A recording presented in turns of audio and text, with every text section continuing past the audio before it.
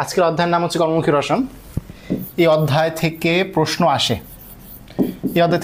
আসে, তার মানে গুরুত্বপূর্ণ। অর্থনৈতিক রসায়ন অধ্যায় যেমন বলছিলাম যে এখান থেকে 2-3 বছরের মধ্যে প্রশ্ন আসে নাই, শুধুমাত্র ডেন্টালের প্রশ্ন আসছে, তবুও গুরুত্ব দিবা। আর এটা থেকে তো আসে, তার মানে এটা গুরুত্ব দিতেই হবে, মিস দেওয়ার সুযোগ নেই। প্রথমত হচ্ছে মূল বই পড়াবো, দেখতেছো মূল বই। এরপরে হচ্ছে সাবাসের যে প্রিমিয়াম কন্টেন্টগুলো আছে দেখতে পাচ্ছ, এই কন্টেন্টগুলো থেকে হচ্ছে পড়াবো, দেখা যাচ্ছে আশা করি কন্টেন্টগুলো থেকে পড়াবো। এবং আরেকটা বিষয়, আমার নিজের হ্যান্ড নোট, আমার নিজের নোট, আমি যখন পড়াশোনা করতাম তখন যেটা থেকে পড়তাম সেটা থেকে পড়াবো, ঠিক আছে? ওকে, তো বুঝতে পারছো। এবং তোমরা যখন পড়বা তখন তোমরা এই 3টা মিক্স করেই পড়বা, দেখবো অধ্যায় একদম পানির মতো সোজা হয়ে গেছে ইনশাআল্লাহ, ঠিক আছে? ভাইয়া আমি সভাকবি, কারণ আমি চিকন। আচ্ছা, কর্মমুখী রসায়ন, ভোকেশনাল কেমিস্ট্রি। দেখো, খাদ্য নিরাপত্তা ও রসায়নের মধ্যে প্রথমেই যেটা পড়তে হবে, খাদ্য নিরাপত্তার ভিত্তি কয়টি? আনসার 3টি। এই অধ্যায়ে বেশিরভাগ জিনিসই 3টা করে। এই অধ্যায়ে যা যা পাবা দেখবা বেশিরভাগ জিনিসই 3টা করে। তো এই যে 3টা ভিত্তি যেটা দেখবা লেখা আছে, খাদ্য প্রাপ্তি, খাদ্য গ্রহণের সামর্থ্য, খাদ্যের সঠিক ব্যবহার। বিষয় হচ্ছে এমন, খাদ্য নিরাপত্তার জন্য খাদ্যটা পেতে হবে, খাদ্য তৈরি করতে হবে। যদি খাদ্যটা তৈরি না হয়, যদি প্রাপ্তি না হয়, লাভ নাই। এখন মনে করে খাদ্য তৈরি হয় বাট মানুষ হাতে টাকা নাই, মানুষ গরিব, তখন হবে না। তার মানে খাদ্য গ্রহণের সামর্থ্য থাকতে হবে, অথবা দুর্বল, অসুস্থ, খাইতে পারে না, তাহলে আবার হবে না। আবার খাদ্যের সঠিক ব্যবহার করতে হবে, মানে সঠিক মানুষকে সঠিক পুষ্টি খাবার দিতে হবে। তুমি মনে করো বাচ্চারা দিয়ে রাখছো বার্গার, বুড়া মানুষরা দিয়ে রাখছো হচ্ছে তোমার কী দেওয়া যায়, হ্যাঁ দুধ দিয়ে রাখছো, তাহলে তো আবার মরে যাবে, ঠিক আছে? তাহলে বুঝে শুনে দিতে হবে খাবার, বুঝে শুনে ব্যক্তিভিত্তিক দিতে হবে। তাহলে এই তিনটা মনে রাখতে পারি আমরা একটা ট্রিক দিয়ে, প্রসব, ঠিক আছে? প্রসব ট্রিকটা দিয়ে আমরা চাইলে মনে রাখতে পারি। প্রতে হচ্ছে প্রাপ্তি, শতে হচ্ছে সামর্থ্য, বতে হচ্ছে ব্যবহার। খাদ্যের প্রাপ্তি, সামর্থ্য, ব্যবহার, এটা হচ্ছে আমার নিজের হ্যান্ড নোট, ঠিক আছে? ওকে, এরপর একটু পরে গেলে আমরা দেখতে পাবা যে হচ্ছে কিছু সারের নাম পাবো, যে খাদ্য প্রাপ্তি যেটা বললাম, খাদ্য তৈরির সময় বেশি বেশি খাদ্য প্রাপ্তির জন্য সার দিলে তো খাবার ফলন বেশি হয়, তো এখানে কিছু সারের ব্যবহার আছে। উদ্ভিদের বৃদ্ধি, ফুল ফল ধারণের জন্য নাইট্রোজেন, ফসফরাস ও পটাশিয়াম প্রবৃদ্ধি উৎপাদন সমৃদ্ধ সার লাগে। তো এই সারের জন্য আমরা কিছু ট্রিক নিয়ে আসছি এখানে, খেয়াল করো। সারের জন্য আমরা কিছু ট্রিক নিয়ে আসছি, সারগুলোর কাজ নিয়ে। নাইট্রোজেন, ফসফরাস আর হচ্ছে পটাশিয়াম, NPK, সিরিয়ালটা মনে রাখবা, NPK। এরপর হচ্ছে বৃদ্ধিমূল, ফুল ফল। বুড়া মানুষকে দুধ খাইতে পারে না, না বুড়া মানুষের দুধের মধ্যে ক্ষতি আছে, দুধে ফ্যাট চর্বি আছে না, ওইগুলোতে ক্ষতি হয়, তো বুড়া মানুষ সবাই হজম করতে পারে না, হজমের প্রবলেম হয়। আচ্ছা, বৃদ্ধিমূল, ফুল ফল, এ হচ্ছে তোমার মনে রাখার টেকনিক, NPK, বৃদ্ধিমূল, ফুল ফল। ভাই কি বুঝাইছেন আসলে? নাইট্রোজেন জাতীয় যে সারগুলো আছে, নাইট্রোজেন জাতীয় সার কোনটা? ইউরিয়া, অবশ্যই চিনো। ইউরিয়া সারে কত ভাগ নাইট্রোজেন? 46% নাইট্রোজেন। ইউরিয়া সারে 46% নাইট্রোজেন। এরপর হচ্ছে ফসফরাস সার। ফসফরাস সার প্রধান সার কোনটা? আমরা জানি TSP, ট্রিপল সুপার ফসফেট। যদি বলে নাইট্রোজেন জাতীয় প্রধান সার কোনটা, লেখা কি দেখা যাচ্ছে হলুদ কালার? এই হলুদ কালার চোখে ভাসে কিনা? হ্যাঁ ভাসে। নাইট্রোজেন জাতীয় প্রধান সার ইউরিয়া, ইউরিয়াতে 46% নাইট্রোজেন। ফসফরাস জাতীয় প্রধান সার হচ্ছে TSP, ট্রিপল সুপার ফসফেট। আর পটাশিয়াম জাতীয় প্রধান সার কোনটা তোমরা কমেন্ট করো, এটা আমি বলবো না, ঠিক আছে? পটাশিয়াম জাতীয় প্রধান সার কোনটা তোমরা কমেন্ট করো, লেখা আছে। নাইট্রোজেন জাতীয় সার কি করে? উদ্ভিদের বৃদ্ধিতে সাহায্য করে। ফসফরাস কি করে? উদ্ভিদের মূলের বৃদ্ধিতে সাহায্য করে। পটাশিয়াম কি করে? ফুল ও ফলের উৎপাদনে সাহায্য করে, ঠিক আছে? এ হচ্ছে প্রধান 3টা সার। ওকে, পারবা কিনা? আচ্ছা, আরেকটা বিষয়, ইউরিয়া সংকেত চাইতে পারে, তখন কেন মনে রাখবা? NH22CO, NH22CO। ওকে ভাই, বাংলাদেশে খেলা দেখছেন? না, বাংলাদেশে খেলা দেখি অনেক দিন ধরে। আসলে বাংলাদেশে খেলা দেখা বাদ দিয়ে দিচ্ছি। আমি মনে করি আমি যদি 1 ঘন্টা বাংলাদেশে খেলা দেখি, তার পরিবর্তে 1 ঘন্টায় যদি 10টা কন্টেন্ট লিখি, তোমাদের লাভ। সত্যি কথা, একদমই যে মাথায় হাত দিয়ে বলতেছি। আচ্ছা, তো দেখো পড়া হয়েছে কিনা। নাইট্রোজেন জাতীয় প্রধান সার কোনটা বলো, পড়াইছি কিনা? নাইট্রোজেন প্রধান সার কোনটা? ইউরিয়া, NH22CO, ঠিক আছে? এছাড়াও আছে অ্যামোনিয়াম নাইট্রেট, এগুলো হচ্ছে উদ্ভিদের বৃদ্ধি সহায়ক, ওই যে বৃদ্ধিমূল ফুল ফল, বৃদ্ধিমূল ফুল ফল। ফসফরাস জাতীয় প্রধান সার কোনটা? টিএসপি, ট্রিপল সুপার ফসফেট, ঠিক আছে, ট্রিপল সুপার ফসফেট। আর এই যে তোমাদের জিজ্ঞেস করছিলাম, কেউ উত্তর করো নাই, গরুর দল একজন উত্তর করো নাই, পটাশিয়ামযুক্ত প্রধান সার কোনটা? Muriate of potash, potassium chloride, সংকেত আসতে পারে মিউরেট অফ পটাশের সংকেত কোনটি? ঠিক আছে, পড়া শেষ, এ পর্যন্ত শেষ। নেক্সট দেখো, খাদ্যে বিষক্রিয়াকে বলা হয় ফুড পয়জনিং। মাঝে মাঝেই দেখবা যে বিভিন্ন বিশ্ববিদ্যালয়ের ছাত্র রাতের বেলা রুটি খেয়ে ঘুমাইছে, সকালের খবর নেই, আল্লাহ নিয়ে নিছে। কেন এরকম হয়? ওই যে অনেক দিন ধরে রুমে পড়ে আছে মেসে একটা রুটি, সে রাতে আর বাইরে ডাইনিংয়ে যাইতে মন চাচ্ছে না, তো সে আগের রুটিটা খাইছে, ফুড পয়জনিং, মারা গেছে। তো এরকম ফুড পয়জনিংয়ের জন্য মেইন কিছু কারণ আছে। খাদ্যে বিষক্রিয়ার জন্য ছত্রাক দায়ী, একটু পরে আমরা দেখব খাদ্যে কেন বিষক্রিয়া হয়, খাদ্য কেন পচন ধরে, ঠিক আছে? ওকে, ভাইয়ের মাথার কসম, ভাই খেলা দেখে নেই। আচ্ছা, তো এরপর চলো, বুঝতে পারছো তো? তো এই খাদ্যদ্রব্য সংরক্ষণে কিছু জিনিস ব্যবহার করা হয়। ব্যবসায়ীরা খাদ্যদ্রব্য সংরক্ষণে ক্যালসিয়াম কার্বাইডের গুঁড়া এবং ফরমালিন ব্যবহার করে, যদিও এগুলো হচ্ছে আমাদের শরীরের জন্য খুবই ক্ষতিকর, তাই এগুলো ব্যবহার করা বর্তমানে নিষিদ্ধ। তোমাকে বলতে পারবা যে ক্যালসিয়াম কার্বাইড থেকে কোন যৌগ পাওয়া যায়? জৈব রসায়নের মধ্যে আমরা পড়ছি, ক্যালসিয়াম কার্বাইড থেকে কোন যৌগটা পাওয়া যায়, দেখি পারো কিনা কেউ। প্রিজারভেটিভ ও খাদ্য সংরক্ষণ কৌশল। সবাই একটু মনোযোগ দাও। আমি একটু আগে বলছিলাম যে খাদ্য কেন নষ্ট হতে পারে, খাদ্যে কেন পচন ধরে বা ফুড পয়জনিং কেন হচ্ছে, সেই বিষয়ে এখন আইডিয়া পাবা। খাদ্যবস্তুতে পানির উপস্থিতি এবং 30 থেকে 45 ডিগ্রি সেলসিয়াস, ছেলে মেয়ে সবাই এই জিনিসটা ভালো মতো জানবা যে গরমের দিনে খাবার কিন্তু তাড়াতাড়ি নষ্ট হয়, আর শীতের দিনে কি হয়, ভালো থাকে অনেকক্ষণ। সকালে তোমার হচ্ছে রান্না করছে, রাতের বেলা খাইতে পারবা, বাট গরমের দিনে সকালটা দুপুরে খাওয়া যায় না, নষ্ট হয়ে যায়। তো এই দেখো 30 থেকে 45 ডিগ্রি সেলসিয়াস তাপমাত্রা গরমের দিন, আর পানির উপস্থিতি ব্যাকটেরিয়ার বৃদ্ধি ও এনজাইমের ক্রিয়া বাড়ায়। তার মানে বুঝতে পারলাম পানি ছাড়া যে খাবারগুলো এগুলো অনেকদিন ভালো থাকে, যেমন কিশমিশ, শুটকি, তাই না? এগুলো কিন্তু পানি নাই, রোদ দিয়ে এমন শুকাইছে শুটকি হয়ে গেছে। অনেক সিকানো থাকলাম বই না যায় শুটকি মতো দেখতে, তো শুটকি কিশমিশ এগুলোর মধ্যে পানি নাই, যার কারণে এগুলো নষ্ট হয় না। তাহলে খাদ্যবস্তুতে পানির উপস্থিতি আর গরমের দিনে কি করে, খাবারটা তাড়াতাড়ি নষ্ট হয়, ব্যাকটেরিয়া বৃদ্ধির জন্য এটা হচ্ছে উপযোগী অবস্থা, ঠিক আছে? খাদ্য নষ্টর কারণ 3টা, ক্লাসের শুরুতে বলছিলাম। এই অধ্যায়ে যা যা পাবা সব কয়টা কইরা? 3টা কইরা। এই অধ্যায়ে যা যা পাবা সব কয়টা কইরা? 3টা করে। যে আমার শালাও ক্লাস করতেছে, ঠিক আছে, যদিও সে আর্টসে পড়ে। জীবাণু একটা কারণ, এনজাইম আরেকটা কারণ, ধাতব আয়ন আরেকটা কারণ। জীবাণুর মধ্যে দেখো ব্যাকটেরিয়া, ইস্ট একটা ছত্রাক, এছাড়া বিভিন্ন মোল্ডস দ্বারা পচন ঘটতে পারে। একদম বেসিক পড়া, জীবাণু থাকলে তো খাবার পচবেই, এবং এর মধ্যে সবচেয়ে বেশি কারণ কোনটা?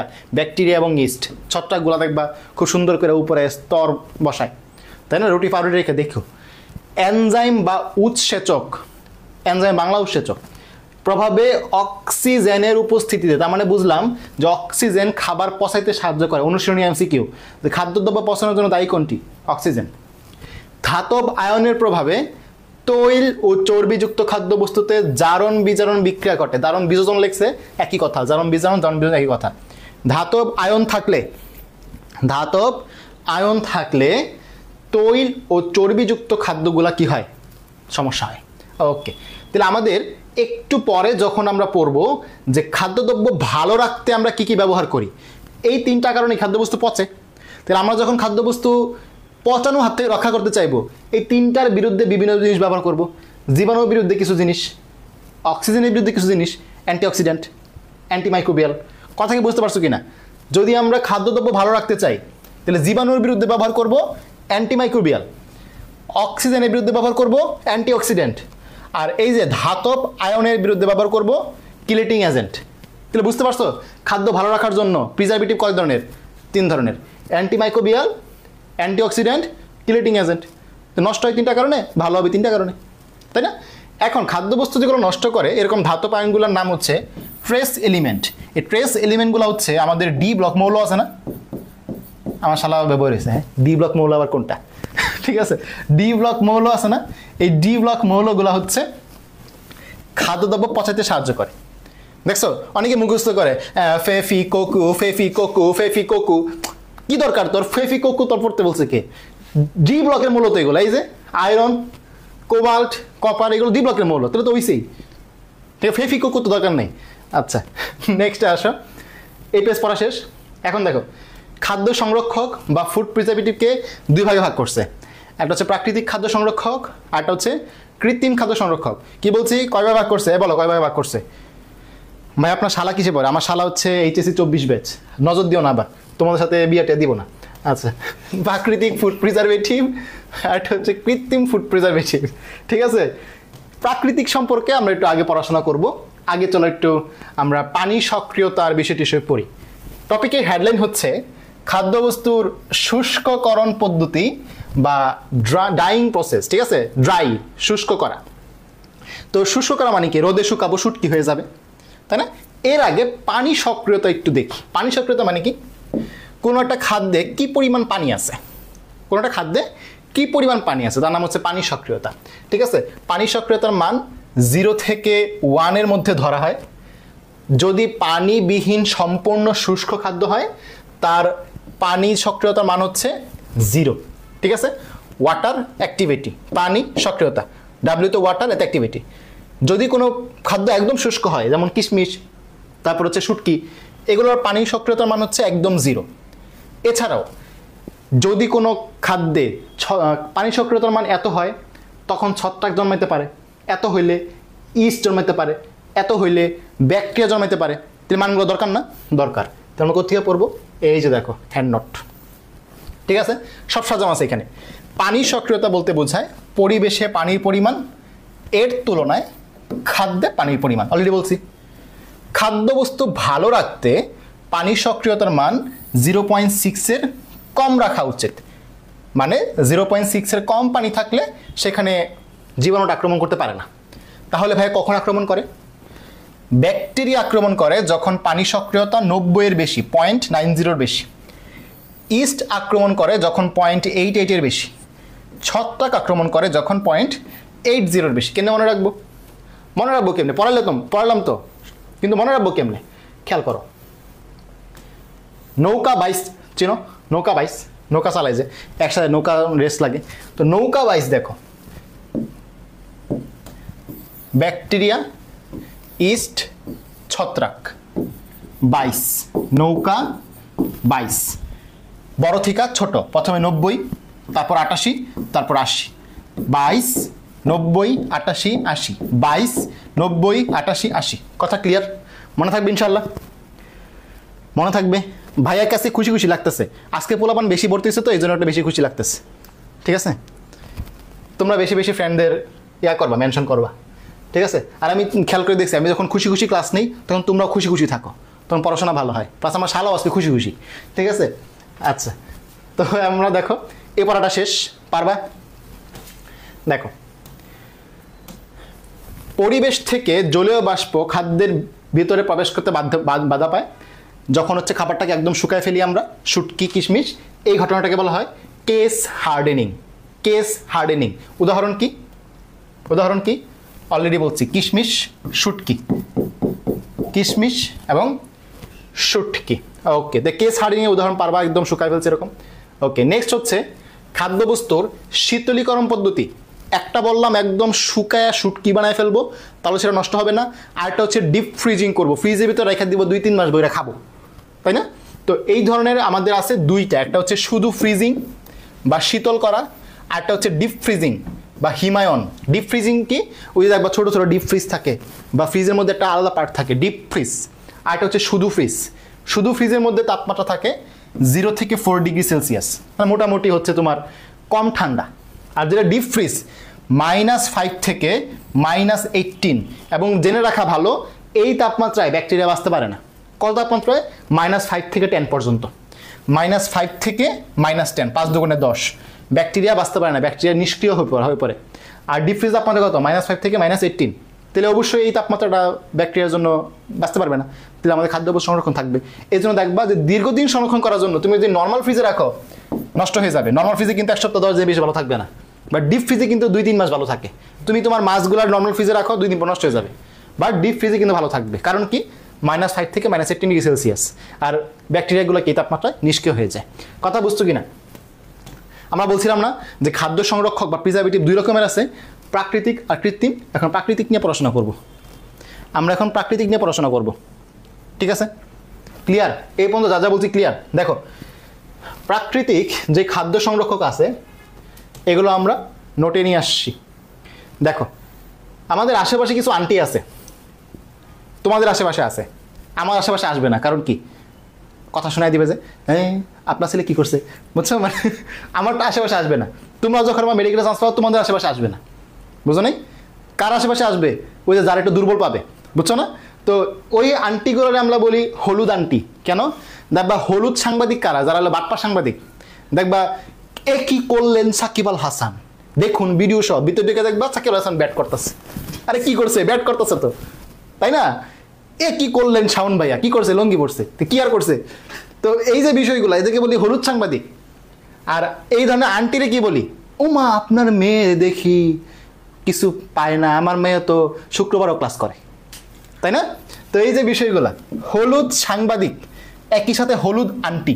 তো মনে রাখবা, এরকম হলুদ আন্টিরা পচে না। এরকম হলুদ আন্টিরা কি পচে না? হলুদ দেওয়া হচ্ছে হলুদ, ওই যে আদা হলুদ। আদা হলুদ কিসের উদাহরণ বলো? আদা হলুদ হচ্ছে রাইজোমের উদাহরণ, লেখা রাখো। আদা হলুদ হচ্ছে রাইজোমের উদাহরণ। নগ্নবীজ আবৃত্তিবীজ অবশ্যই রাফি ভাইয়া পড়াইছে। আদা হলুদ হচ্ছে রাইজোমের উদাহরণ, তাই না? ওকে, তো হলুদ আন্টিরা পচে না। তাহলে হলুদ হচ্ছে এক ধরনের অ্যান্টি অক্সিডেন্ট, আন্টি, এবং এটা কি করে? খাদ্যবস্তু পচানো থেকে রোধ করে। এই জন্য দেখবা কাঁচা মাংস সংরক্ষণ করার থেকে রান্না করা মাংস ফ্রিজে সংরক্ষণ করে। আন্টির জিজ্ঞেস করে দেখো, আমাদের বাসায়, তোমার বাসায় আব্বু আম্মু যারা আছে, আব্বু না আবার আম্মু, আব্বু বাড়িতে জানে না কিছু, জিজ্ঞেস করবা যে হলুদ দিয়ে রান্না করে যে মাংস রাখি এটা ভালো থাকবে নাকি কাঁচা ভালো থাকবে, জিজ্ঞেস করবা। তাহলে হলুদ কি করে? খাদ্যবস্তু পচাইতে দেয় না। ঠিক আছে, আবার দেখো সরিষা কি করে? সরিষা হচ্ছে খাদ্যবস্তুকে জলীয় বাষ্পের সংস্পর্শ থেকে দূরে রাখে। জলীয় বাষ্পের সংস্পর্শ থেকে দূরে রাখে। তো সতে সরিষা, সতে সংস্পর্শ, বুঝতে পারছো কিনা? যেমন আচার, আচারের মধ্যে আবার ইচ্ছা করে তেল ডাইলা উস্কায় রাখে, পরে আচারটা সারা বছর বসে বসে খায় কিনা? তাহলে যে আচার কি করে? জলীয় বাষ্পের সংস্পর্শ থেকে দূরে রাখে। জলীয় বাষ্প কেন? ওই যে জলীয় বাষ্প অক্সিজেন আছে, অক্সিজেন খাওয়ার পথে সাহায্য করে, বুঝছি কিনা? আচ্ছা, লবণ চিনো কিনা? লবণ দিয়ে খাদ্যবস্তু সংরক্ষণ করাকে কি বলে? কিউরিং। কিউরিং। শুটকির মধ্যে একবার ইচ্ছা মতো লবণ মারে, ওই যে ইয়ার মতো, সলবাইয়ের মতো, তাই না? সলবাইয়ের মতো লবণ মারে। তো এই যে লবণ কি করে? পানিগুলাকে শুষে নেয়। শুটকি যত পানি আছে সব লবণ খায় ফেলে, তারপর লবণ ভিজে যায়। এই জন্য লবণ দিয়ে খাদ্য সংরক্ষণ করা যায়। এই দেখো লিখে রাখছি, কিউরিং। কিউরিংয়ের মধ্যে লবণ ব্যবহার করা হয় 7 to 8%। এবং খেয়াল করে দেখবা, কিউরিং করা হয় কাঁচা খাদ্যে। কেমনে ভাই? দেখাচ্ছি, বইয়ে আসো সবাই, সবাই বইয়ে আসো। কি কি পড়াইছি আগে দেখাই নিয়ে দাঁড়াও। কি কি পড়াইছি? প্রথমে হচ্ছে নামগুলা পড়বা। প্রথমে নামগুলা পড়বা। খাদ্য লবণ, চিনি, হলুদ, রসুন, লবঙ্গ, সরিষা সব কি? এগুলো হচ্ছে প্রাকৃতিক। হলুদ হলো অ্যান্টিঅক্সিডেন্ট, যা পচন কাজে বাধা দেয়। হলুদ আন্টিরা পচে না। খাদ্য লবণ পানি শোষণ করে। বলছি, সরিষার তেল ব্যাকটেরিয়াকে খাদ্যবস্তুর সংস্পর্শ থেকে দূরে রাখে। সতে সরিষা, সতে সংস্পর্শ। এবার আসো খাদ্য লবণের মধ্যে। খাদ্য লবণ 7 to 8% ব্যবহার করা হয়। এবং দেখো যত কাঁচা জিনিস আছে, কাঁচা আম, আমলকি পাকা না কাঁচা, কাঁচা ফল না, সালতা, জলপাই খাইতে মন চাইছে, গাজর, কাঁচামরিচ সব কাঁচা না? এবার চিনির মধ্যে আসো, এটা তো পড়া শেষ, চিনির মধ্যে আসো। দেখো কই গেল, কই গেল? এই দেখো জ্যাম, জ্যাম কাঁচা, রান্না বান্না কইরা পরে জ্যাম বিতে পড়ে। জেলি, আচার কাঁচা, আচার রান্না বান্না কইরা পরে পড়ে। কাসন্দ, মুরব্বা, আহা, কমলা লেবুর আচার, এ হে খাইতে সবার মনে জিভে জল এসে পড়ছে। এই সবগুলো কিন্তু ভাই রান্না করা, সব কিন্তু রান্না করা।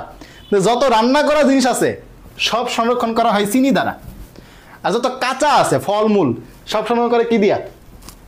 লবণ দিয়া। ঠিক আছে, লবণ ব্যবহার করা হয় 7 to 8%, আর চিনি ব্যবহার করা হয় 65 থেকে 70%। চিনিটা বেশি, দাম বেশি যে। আচ্ছা আচ্ছা, আমরা হচ্ছে এই জিনিসগুলো সব এখানে নোট করা আছে। দেখো চিনি দ্রবণ 65 থেকে 70। এবং চিনি কি করে? অসমোসিস প্রক্রিয়া অংশগ্রহণ করে, তাই না? অসমোসিস প্রক্রিয়ায় চিনি হচ্ছে খাদ্যবস্তুগুলো সংরক্ষণ করে। এবং এটা প্রক্রিয়াজাত খাবারগুলা, আর এটা হচ্ছে কাঁচা খাবারগুলা। এই পর্যন্ত সব বুঝছো কিনা জানো? সরিষার তেল পড়াইছি না অলরেডি, সরিষার তেল পড়াইছি, ফাঙ্গাস জন্মাতে বাধা দেয়, শেষ, কাহিনী শেষ, খতম। আচার তৈরি, এই যে তোমাদের সবার প্রিয় আচার তৈরিতে কি ব্যবহার করা হয়? বললাম না যে সরিষার তেল দিয়ে ডুবায় রাখা হয় একবারে। সরিষার তেল, ভিনেগার 6 to 10%, অ্যাসিডিক অ্যাসিডের জলীয়দ্রবণকে কি বলে? ভিনেগার বলে। 6 to 10%। একজন বলছে ভাই খিদে লাগছে, কিছু করার তো আমি দাওয়াত তো দিতে পারবো না, বাসায় আসলে সবাইকে দাওয়াত দেওয়া সম্ভব নয়, 50 জন যদি দাওয়াত খাইতে আসে তাহলে আমি শেষ, ফকির হয়ে যাবো।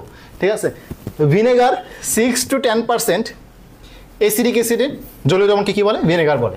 এবং মরিচ মশলা মিশ্রণে কি করা হয়? কাঁচা ফলের যেই সংরক্ষণ করার প্রক্রিয়া, তার নাম হচ্ছে আচার তৈরি করা। এই আচার তৈরিকে বলা হয় পিকলিং। পিকলিং, ওই যে জিবলা পিকলিং পিকলিং করে, ঠিক আছে, খাইতে মজা লাগে খালি। তো এটাকে আমরা বলতেছি হচ্ছে আচার তৈরি করা, রাইট? এখন আবার কেউ আচার খেতে চলে যাও না, ক্লাস করে যাও, এই ক্লাস করে যাও, আচার খেতে চলে যাও না আবার।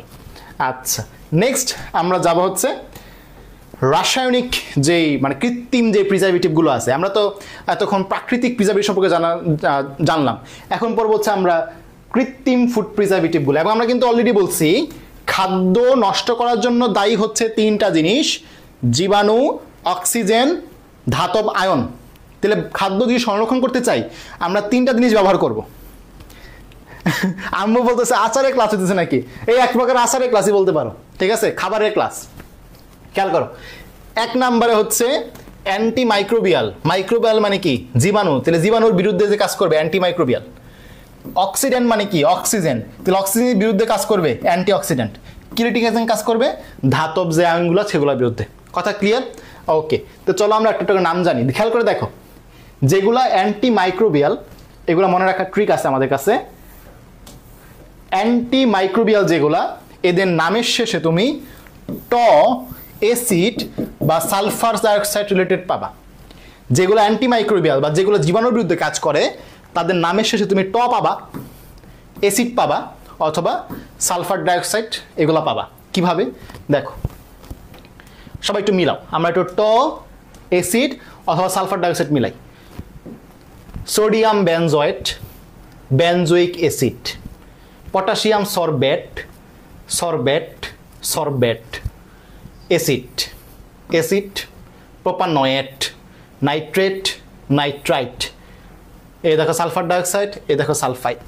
তাহলে ট অথবা অ্যাসিড, ট অথবা অ্যাসিড, এটাকে আমরা কি বলতেছি? ট অথবা অ্যাসিডকে আমরা কি বলতেছি? Anti microbial. অ্যান্টি মাইক্রোবিয়াল, ঠিক আছে? ঠিক আছে, ওকে, ক্লিয়ার কিনা জানাও। নামগুলো মনে থাকবে কিনা? নাম মনে থাকবে? নাম মনে থাকবে? ওকে, তাহলে নেক্সট নাম পড়া শেষ। নেক্সট আমরা যাব হচ্ছে এদের পিএইচ এর মধ্যে। সবাই একটু খেয়াল করো, আমি 3টা পিএইচ মান লিখে দিচ্ছি। একটা হচ্ছে অ্যাসিটিক অ্যাসিড, একটা হচ্ছে সাইট্রিক অ্যাসিড, আর একটা হচ্ছে ফর্মিক অ্যাসিড, ঠিক আছে? একটা হচ্ছে, আচ্ছা তোমরা আগে উত্তর দাও, অ্যাসিটিক অ্যাসিড বেশি সবল নাকি ফর্মিক অ্যাসিড বেশি সবল? উত্তর দাও, পরে আমি যাচ্ছি। অ্যাসিটিক অ্যাসিড বেশি সবল নাকি ফর্মিক অ্যাসিড বেশি সবল? এটা বলো। আদা, হলুদ, হ্যাঁ রাইজোমের উদাহরণ। এটা হচ্ছে তোমার বোটানির পড়া, বোটানির পড়া রিলেট করে দিলাম আর কি। বলো, অ্যাসিটিক অ্যাসিড বেশি সবল নাকি ফর্মিক অ্যাসিড বেশি সবল জৈব রসায়ন থেকে?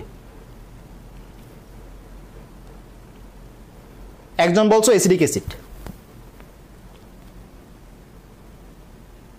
একজন বলছো ফর্মিক অ্যাসিড। হ্যাঁ, ব্যস্ত ব্যস্ত লাগাই দিছে। ফর্মিক অ্যাসিড গরু, ফর্মিক অ্যাসিড হচ্ছে বেশি সবল। এখন কি জৈব রসায়ন পড়াবো? না পড়াবো না, সামনে পড়াবো। তো দেখো আমি একটু ওই জায়গায় তোমার সাজায় দিই, জাস্ট লিখে দিচ্ছি, বেসিকটা আরও আছে। দেখো 1 মিনিট লাগবে, খেয়াল করো সবাই। সেই অ্যাসিডই সবল যে দ্রুত হাইড্রোজেন ত্যাগ করতে পারে। তো এখানে অক্সিজেনটা ইলেকট্রন টান দেয়, যার কারণে এই কার্বন কি করে? ধনাত্মক হয়ে যায়। সে এই অক্সিজেন থেকে ইলেকট্রন টান দেয়, এই অক্সিজেন এই হাইড্রোজেন থেকে টান দেয়, পরে হাইড্রোজেনটা বের হয়ে যায়। এ হচ্ছে বেসিক। তো যখন ইলেকট্রন টানাটানি হয়, এই CH3টা হচ্ছে ইলেকট্রন দাতা গ্রুপ।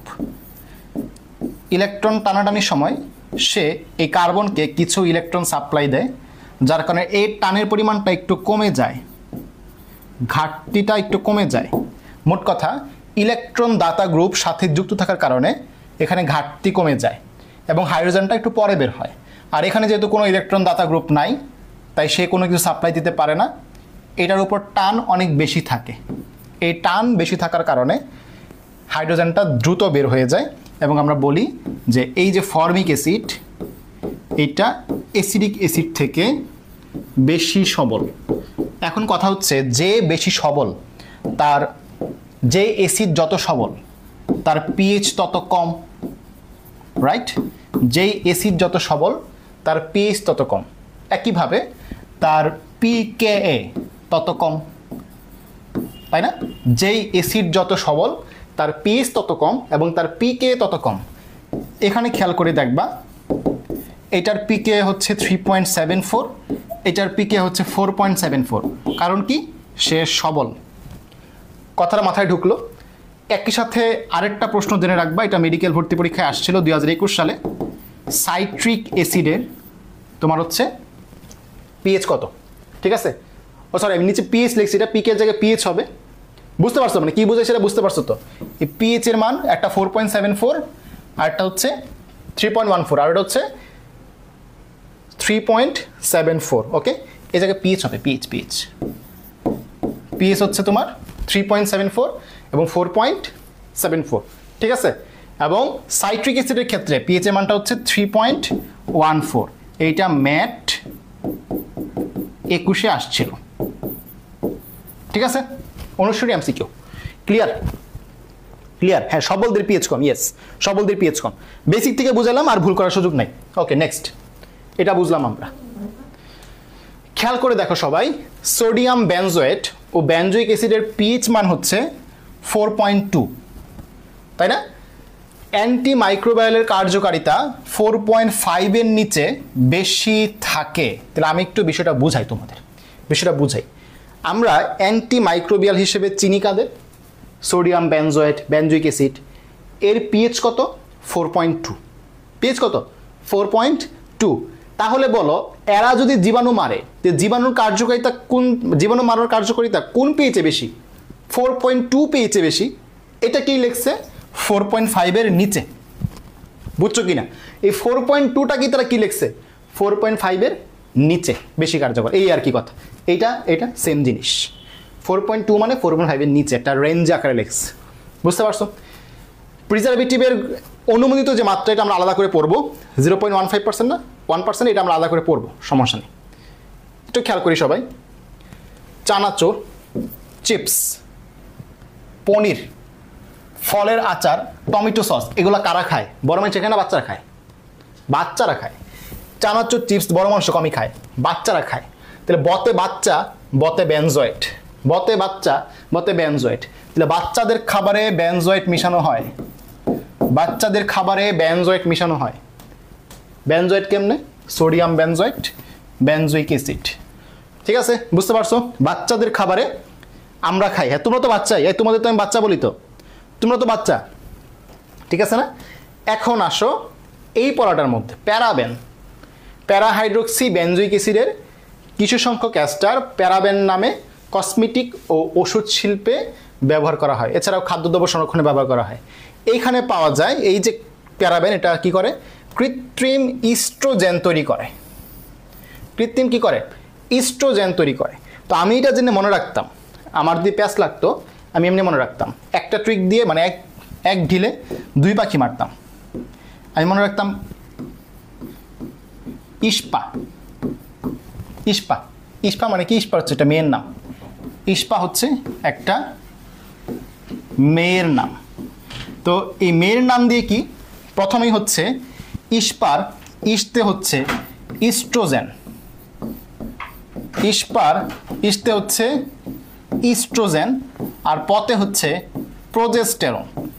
মানে আমি যখন ফার্স্ট ইয়ারে পড়ি তখন আমার খুব প্যাস লাগতো যে কোনটা নারী দেহের হরমোন আর কোনটা হচ্ছে পুরুষদের হরমোন। তো আমি ইস্পা কথাটা মনে রাখতাম, ইস্পা তো আর মেয়ে ছেলে না, ইস্পা তো মেয়ে।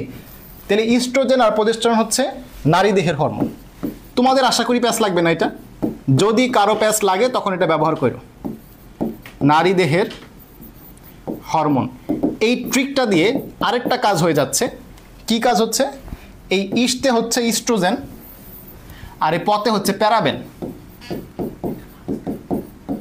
প্যারাবেন তার মানে বোঝা গেল প্যারাবেনে কৃত্রিম ইস্ট্রোজেন তৈরি করে। প্যারাবেন কি করে? কৃত্রিম ইস্ট্রোজেন তৈরি করে। এবং এটা কোথায় পাওয়া যায়? এই সতে হচ্ছে খাদ্যদ্রব্য সংরক্ষণে। খাদ্যদ্রব্য সংরক্ষণে এই প্যারাবেন ব্যবহার করা হয়। বুঝতে পারছো? তাহলে প্যারাবেন খুবই ক্ষতিকারক, ইস্ট্রোজেন তৈরি করে এবং এটা হচ্ছে খাদ্যদ্রব্য সংরক্ষণে ব্যবহার করা হয়। এবং এটার ফলে কী হতে পারে? ব্রেস্ট ক্যান্সার হতে পারে। এটার ফলে কী হতে পারে? ব্রেস্ট ক্যান্সার হতে পারে। যেহেতু মেডিকেল টার্ম পরীক্ষায় আসার মতো, তাই এত করে কথা লিখলাম। ঠিক আছে, প্রথম কথা ইস্পা দিয়ে মনে রাখা যায় ইস্ট্রোজেন প্রতিস্থাপন নারীদের হরমোন। আরেকটা কথা ইস্পা দিয়ে মনে রাখা যায় ইস্টে হচ্ছে ইস্ট্রোজেন, পদে হচ্ছে প্যারাবেন। ঠিক আছে, প্রতিস্থাপন কিন্তু আসবে না এখানে। প্রতিস্থাপন হচ্ছে এই হরমোনের ট্রিকের জন্য দিচ্ছি। ঠিক আছে, কত পার্সেন্ট মানে কি, কত কত পরিমাণ? 2 ন্যানোগ্রাম। ন্যানোগ্রাম মানে কি? 10⁻৯। শেষ। শুধু ন্যানোগ্রাম লিখে রাখো, আর কিচ্ছু না। পারবা? বলো যা যা পড়াইছি পারবা কিনা। এই 0.1% কিনা এগুলো আমরা পরে একসাথে পড়বো। দেখো অ্যাসিডিক অ্যাসিডের পিএইচ পড়াইছি 4.74, এখানে লেখা আছে এটা। সাইট্রিক অ্যাসিডের পিএইচ 3.14 পড়াইছি, লেখা আছে এটা। এই অনুমোদিত মাত্রাগুলো আমরা আলাদা করে পড়বো, টেনশনে কিছু নাই। আচ্ছা, এখন যদি আমি তোমাদের বলি যে যারা হচ্ছে একটু বয়স্ক মানুষ তাদেরকে মাছ মাংস খাইতে দিবা নাকি দিবা না? মাংস খাইতে দিবা? বয়স্ক মানুষের কিন্তু যে রেড মিট, গরুর মাংস, খাসির মাংস, এগুলো খাইতে দেওয়া যাবে না, তাই না? তাদের জন্য ক্ষতিকর। তাহলে গরুর মাংস, তারপর হচ্ছে মাছ, তাদের জন্য না। মাছ মাংস বয়স্ক মানুষের জন্য না। তাহলে নাতে হচ্ছে নাইট্রেট ও নাইট্রাইট লবণ। নাতে হচ্ছে নাইট্রেট এবং নাইট্রাইট লবণ কি করে? মাংস ও মাংসজাত খাদ্য সংরক্ষণে ব্যবহৃত হয়। এই মাংস ও মাংসজাত খাদ্যের সংরক্ষণে অনলি অ্যান্ড অনলি নাইট্রেট এবং নাইট্রাইট, আর কেউ নাই। তাহলে মাংস খাওয়া মানা না। না, নাতে হচ্ছে নাইট্রাইট, নাতে হচ্ছে নাইট্রেট। পারবো? বলো বাচ্চারা, পারবো কিনা? ওকে, আনসার করো। MCQ 5.4 আনসার করো। খাদ্যদ্রব্য পচনে অন্যতম সহায়ক কোনটি? আনসার করো। সব আমরাই খায় ফেলবো। হ্যাঁ, তোমরাই খাবা, পরে বুইড়া হয়ে গেলে আর তোমাদের কপালে জুটবে না। ঠিক আছে, খাদ্যদ্রব্য পচনে অন্যতম সহায়ক কোনটি? আনসার করো, বলো। এই সালফার ডাইঅক্সাইড। লাডি কই? লাডি দিলাম আমার একদম। সালফার ডাইঅক্সাইড খাদ্যদ্রব্য পচায়? এটা একটু আগে দেখলাম না, অ্যান্টিমাইক্রোবিয়াল। তাহলে বলো আনসার কোনটা? এই যে অমনোযোগী প্রমাণ হয়েছে। তোমাদেরকে তো পেটাতে পারি না, এর পিটায় এখন সুদ নিমু। এই যে অনেকে বলছে সি নাম্বার, তাই না? হ্যাঁ বলতেছে সি নাম্বার বলে, দেখছো? তাও বাটপার পারে না। D number oxygen. D number oxygen. এ হুদাই মানে খালি হ হ করে ক্লাসের মধ্যে, মনোযোগ দেয় না। আচ্ছা, বলে দিছি ওদেরকে যে আমার শালা। ঠিক আছে, আচ্ছা ওকে। নেক্সট দেখো, মুক্তমূলক শোষণকারী অ্যান্টিঅক্সিডেন্ট। এটা কই?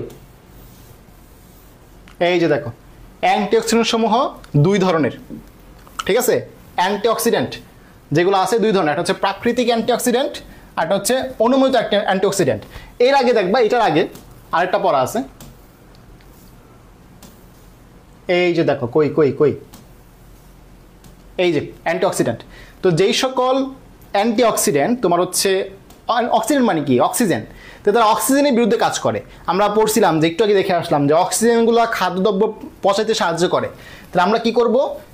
এমন একটা জিনিস ব্যবহার করব যা কিনা অক্সিজেনের বিরুদ্ধে কাজ করে। তো প্রথমে আমরা ব্যবহার করতেছি হচ্ছে মুক্তমূলক শোষণকারী অ্যান্টিঅক্সিডেন্ট, আরেকটা আছে অক্সিজেন শোষণকারী অ্যান্টিঅক্সিডেন্ট। 2 ভাগ। প্রথম কথা কি? মুক্তমূলক শোষণকারী অ্যান্টিঅক্সিডেন্ট, অক্সিজেন শোষণকারী অ্যান্টিঅক্সিডেন্ট। তো যেগুলো মুক্তমূলক এরা হচ্ছে তোমার এই যে বিভিন্ন অ্যাব্রিভিয়েশন আছে না, সেগুলা, যেমন BHA, BHT, TBHQ, এরকম নামগুলা, সেগুলো হচ্ছে মুক্তমূলক শোষণকারী। আর যেগুলা অক্সিজেন শোষণকারী, এটা মনে রাখবো আমরা, অক্সিন CAC-তে পড়ে। অক্সিন কিসে পড়ে?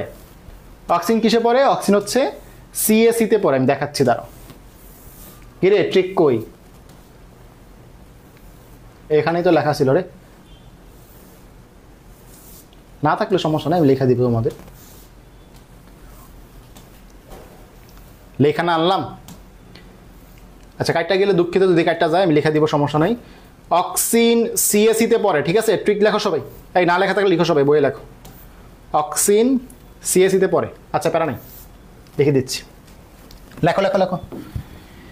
আমরা প্রথমে হচ্ছে অ্যান্টি অক্সিডেন্টকে 2 ভাগে ভাগ করতেছি, অ্যান্টি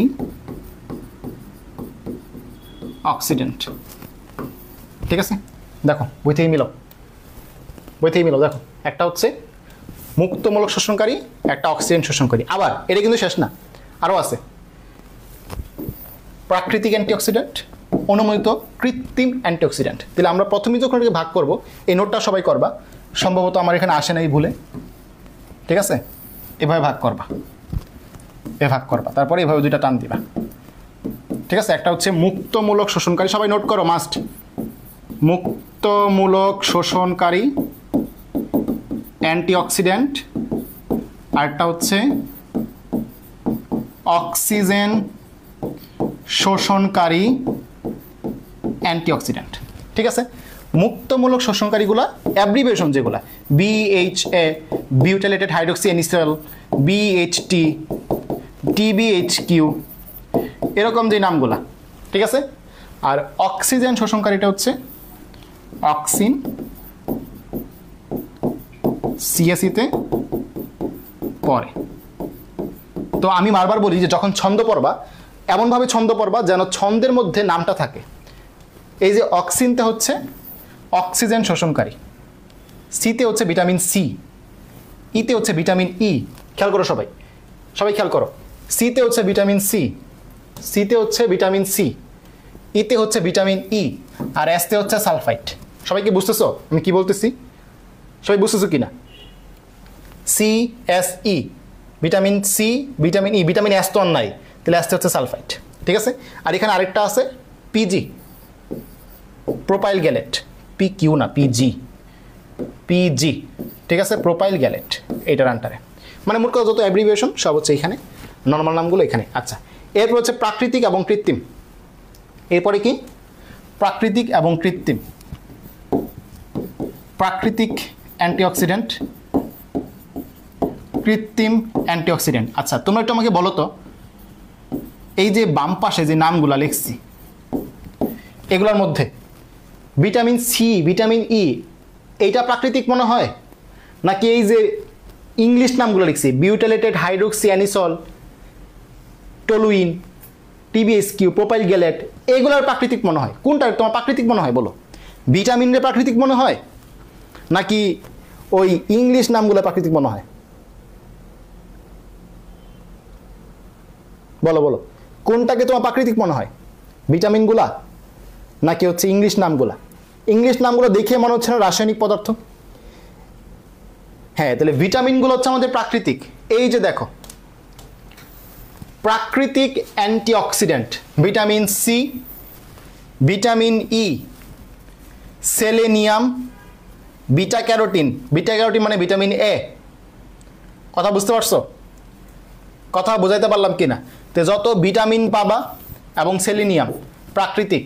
কৃত্রিমগুলো দেখো সেই আগেরগুলা, BHA, BHT, TBHQ, PG, propyl gallate. কথা ক্লিয়ার? কথা বুঝছো কিনা? একদম ইজি পড়া না? ইজি পড়া কিনা? কৃত্রিমগুলা কোনগুলা? BHA, BHT, TBHQ, PG, propyl gallate. আর প্রাকৃতিক কোনগুলা? ভিটামিন এবং অধাতু সেলেনিয়াম। সেলেনিয়াম মনে থাকবে? এই ছকটা খাতায় সবার থাকা চাই। এখন এক্সট্রা কিছু পড়া, এখান থেকে প্রশ্ন আসতে পারে, যেমন ভিটামিন সি যেটা, এইটার অপর নাম কি? ভিটামিন ই যেটা, এটা অপর নাম কি? বিটা ক্যারোটিন হচ্ছে ভিটামিন এ। তো সবাই একটু খেয়াল করো, সবাই একটু খেয়াল করো। মনে করো একটা টক খাবার খাইছো, তেঁতুল। তেঁতুল কি টক লাগে না? টক খাবার খাইলে কি এটা ফিল দাও? মোটামুটি করো না, ইস তেঁতুল খাইলে কি করে? এরকম করে না? তাহলে এই যে তেঁতুল খাওয়ার পরে টকটা এরকম লাগে যে ইস, এই ইস দিয়ে মনে রাখবা তোমার টকোফেরল হচ্ছে ভিটামিন ই। ঠিক আছে, টকোফেরল কি ভিটামিন ই। এরপরে তুমি অবশ্যই ভিটামিন, তেঁতুল কাটটা দাও, জাস্ট টক মনে রাখো। তুমি অবশ্যই ভিটামিন সির কথা শুনছো, তো এটা মনে রাখবা এসএসসি। এসতে হচ্ছে, সিতে হচ্ছে ভিটামিন সি, ভিটামিন সি, এবং এস দিয়া হচ্ছে যে এস, কথাটা কি বললাম, এস, এসএসসি, এস, এসতে হচ্ছে অ্যাসকর্বিক অ্যাসিড, এসতে হচ্ছে অ্যাসকর্বিক অ্যাসিড। দুঃখের কথা হচ্ছে পড়া এখানে শেষ না, তোমাকে এখন জানতে হবে ভিটামিন ই কোথায় পাওয়া যায়, ভিটামিন সি কোথায় পাওয়া যায়, এবং এই সবগুলা পড়তে হবে এই কন্টেন্ট থেকে। ওকে, দেখতেছো কন্টেন্টটা দেখতেছো?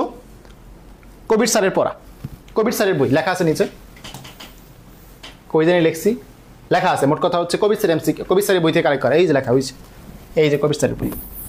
ঠিক আছে, দেখো কি কি পড়তে হবে এখান থেকে। প্রথম হচ্ছে ভিটামিনের নামগুলা, গঠন, কোন রোগ হয়, এগুলো 5 স্টার, এগুলো 5 স্টার, আর এটা হচ্ছে 3 স্টার। তবে পড়তে হবে সবগুলাই, এটা 3 স্টার। কোথায় কোথায় পাওয়া যায় এটাও জানতে হবে। দেখো ভিটামিন ই যে টকোফেরল পড়ায় ফেলছি, ভিটামিন সি হচ্ছে আমাদের অ্যাসকর্বিক অ্যাসিড পড়ায় ফেলছি। বাকি নামগুলো দেখো, আমরা জানি যে ভিটামিন এর অভাবে রাতকানা রোগ হয়, তার মানে ভিটামিন এটা হচ্ছে চোখ রিলেটেড, চোখে কি থাকে, রেটিনা, রেটিনল, তাই না? আর আমরা জানি যে ভিটামিন ডি এর সাথে ক্যালসিয়াম একটা সম্পর্ক আছে, ক্যালসিয়ামের অ্যাক্টিভ করতে ভিটামিন ডি, যেমন হচ্ছে তোমার সূর্যের আলোতে থাকতে হয়, বাচ্চা কাচ্চারা দেখবা সূর্যের আলোতে রেখা দেয়, তাই না, সকালবেলা। তো এইটা হচ্ছে এর সাথে ক্যালসিয়ামের সম্পর্ক আছে একটা, তাহলে ক্যালসিফেরল, ভিটামিন ডি, তাই না? তারপর ফিলোকুইন, এই যে কুইন, কেতে মনে রাখবা ভিটামিন কে। আর ভিটামিন B1, B2 এগুলা আলাদা করে আমরা পড়াবো। ঠিক আছে, এখান থেকে একটা আপডেট আছে, সেটা হচ্ছে এখানে লেখা যে ভিটামিন B12 হচ্ছে ফলিক অ্যাসিড, যা কিনা ভুল। ভিটামিন B12 হচ্ছে আমাদের সায়ানোকোবালামিন, আর B9 হচ্ছে ফলিক অ্যাসিড, এটা একটু আপডেট করে নিবা। B12 হচ্ছে সায়ানোকোবালামিন, এইটো আর কিছু না। এখন দেখো নামগুলো শেষ, গঠনটা শেষ, গঠনটা শেষ। এখন হচ্ছে উৎস থেকে তুমি আগে সহজগুলো আলাদা করো, সহজগুলো আলাদা করো। দেখো আমরা সবাই জানি ছোট মাছে ভিটামিন এ পাওয়া যায়, ছোট মাছ খাইলে কি রাতকানা রোগ হয় না, তাই না? ছোট মাছের অভাবে রাতকানা রোগ হয়, তাহলে ভিটামিন এর অভাবে রাতকানা, একটা জিনিস দেখলাম। সহজগুলো আলাদা করো। আমরা জানি কাঁচা সবজি, টক সবজি, এগুলোর মধ্যে থাকে ভিটামিন সি, কমলা টক, টমেটো টক, এইগুলোর মধ্যে থাকবে ভিটামিন সি। এবং টক বা হচ্ছে ভিটামিন সি এর অভাবে যে রোগটা হয় তার নাম হচ্ছে স্কারভি, গুরুত্বপূর্ণ কিন্তু। দুইটা গেল। এরপর আমরা সবাই জানি ভিটামিন ডি কোথায় থাকে, কড লিভার তেলে, ভিটামিন ডি, এটা ছোটবেলা পড়া, না থাকলে এখন থেকে জেনে রাখো। ভিটামিন ডি, এই যে ডতে আমি মনে রাখতাম ভিটামিন ডি, কড লিভার তেল। ভিটামিন ডি এর অভাবে বাচ্চাদের রিকেটস রোগ হয়। আর বড়দের কি রোগ হয় কমেন্ট করো। বাচ্চাদের যদি রিকেটস হয়, বড়দের কি রোগ হয় বলো। ভিটামিন ই থাকে সবুজ সবজিতে, ভিটামিন ই এর অভাবে মাংসপেশিতে টান পড়তে পারে। ভিটামিন কে যেটা, এটা রক্তক্ষরণ হয়, ভিটামিন কে এর অভাবে রক্তক্ষরণ, সেম, দুইটা সবুজ সবজি। থায়ামিনের অভাবে বেরি রোগ হয়। বঙ্গবন্ধুর বেরি রোগ ছিল, তাই না? বেরি রোগের কথা তোমার কোথায় শুনছো? বঙ্গবন্ধু পড়ার সময় শুনছো। আচ্ছা, তো এই বেরি বতে হচ্ছে বাদাম, ঠিক আছে, বতে বাদাম, বেরি তাহলে বাদাম দুধ, এগুলোর মধ্যে কি থাকে? ভিটামিন B1 থাকে, ঠিক আছে। আর যেটা হচ্ছে তোমার রিবোফ্লাভিন তোমরা কখন খাও? যখন হচ্ছে মুখে ঘা হয়। খাইছো কোনো সময়? যারা হচ্ছে ওই যে অনেক খাওয়া দাওয়া করে তাদের আবার রোগটা কম হয়, কারণ খাবারের তো সব কিছু থাকে। তো আমার অনেক হয়, মুখের ভিতরে ঘা হয়, তখন হচ্ছে বাজার থেকে 2 টাকা পাতা রিবোফ্লাভিন কিনে আনি। তো এই রিবোফ্লাভিনের অভাবে ডার্মাটাইটিস, মানে হচ্ছে জিহ্বায় প্রদাহ বা মুখের ভিতরে অল্প অল্প তোমার হচ্ছে কি হয়, ঘা হয়। অবশ্যই নাম শুনছো কেউ না কেউ, তাই না? ক্লিয়ার? এই পর্যন্ত ক্লিয়ার কিনা? এই ছকে আমি যা যা পড়াইছি এগুলো পড়লেই মোটামুটি হয়ে যাবে ইনশাল্লাহ। তাহলে এইটা হচ্ছে আশা করি শেষ, রিং দিয়ে ফেলবা। যে ভিটামিন সি হচ্ছে কাঁচা সবজি টক যেগুলা সেগুলোর মধ্যে। ভিটামিন এ কোনটা? ছোট যেই আমাদের হচ্ছে মাছগুলা। এরপর হচ্ছে দেখো বিটা ক্যারোটিন, ক্যারট মানে তো গাজর, তাহলে গাজরে পাওয়া যায়। ঠিক আছে, মিলা এই পার্টটা অবশ্যই তোমাকে পড়তে হবে। তাহলে আশা করি আমাদের অ্যান্টিঅক্সিডেন্ট নিয়ে পড়াশোনা শেষ। এরপর মনে আছে খাদ্যের তৃতীয় কারণ কোনটা, খাদ্যদ্রব্য নষ্ট করার তৃতীয় কারণ কোনটা? ধাতব আয়ন, ট্রেস এলিমেন্ট। এই ট্রেস এলিমেন্টের বিরুদ্ধে যে কাজ করে তার নাম হচ্ছে কিলেটিং এজেন্ট। ঠিক আছে, কিলেটিং এজেন্ট। এবং এই কিলেটিং এজেন্টের একটা উদাহরণ আছে ইডিটিএ। কি নাম? EDTA, ethylene diamine tetraacetate. Full form না জানলেও হবে, ইডিটিএ নামটা জানলেই হবে। এ হচ্ছে কিলেটিং এজেন্টের উদাহরণ। এখন আমরা এই ছক থেকে সামারি করব। এই ছকের সামারি এখানে লেখা আছে, ছকের সামারি এখানে লেখা আছে, সবাই খেয়াল করো। সারণী 5.1 লেখা আছে, দেখো সারণী 5.1। এই সারণীটা আমরা কিভাবে পড়তে পারি, কিভাবে পড়তে পারি খেয়াল করো। ইস্ট ও mould, yeast mould sodium nitrate, sodium nitrite বাদে বাকি সবগুলা কি দেখো আমাদের হচ্ছে এম দিয়া যেগুলো, আমি একটু দেখাই তোমাদের, বুঝবা না নিলে কী কী লিখছি বুঝবা না, যেহেতু আমি নিজে লিখছি। সবাই একটু খেয়াল করো। Sodium nitrate, sodium nitrate, sodium nitrite, এবং হচ্ছে যেগুলো হচ্ছে অ্যান্টিমাইক্রোবিয়াল, এগুলো দেখবা। এই যে ইস্ট মোল্ড বাদে বাকি সব কিছু করতেছে। আমি আরও সহজ করে দেখাই। মানে মোট কথা আমি এখানে যে সামারিগুলো করছি তোমরা হচ্ছে এখান থেকে মিলাবা, খেয়াল করে দেখবা সবগুলোর মধ্যে ইস্ট মোল্ড আছে। East mould, east mould, east mould, east mould, east mould, খেয়াল করছো? তো কথা হচ্ছে ইস্ট মোল্ড নাই কোনটায়, ইস্ট মোল্ড নাই কোনটায়? সোডিয়াম নাইট্রেট, সোডিয়াম নাইট্রাইট, তাই না? বুঝছো কিনা? মানে আমি ওই জায়গায় কী সামারি করছি এটা বুঝছো কিনা জান? এবং অলরেডি বলছি যে মাছ মাংস বুড়া মানুষের জন্য না, বুড়া মানুষের জন্য না, নাতে নাইট্রেট, নাতে নাইট্রাইট। ক্লিয়ার? এই এখানে কি লিখছি এটা ক্লিয়ার? ইস্টোমোল্ট, সোডিয়াম নাইট্রেট, সোডিয়াম নাইট্রেট বাদে বাকি সব। ওকে, সামুদ্রিক মাছ মাংস সংরক্ষণে sodium nitrate, sodium nitrate. Clear? অনুমোদিত মাত্রা, সবাই খেয়াল করো।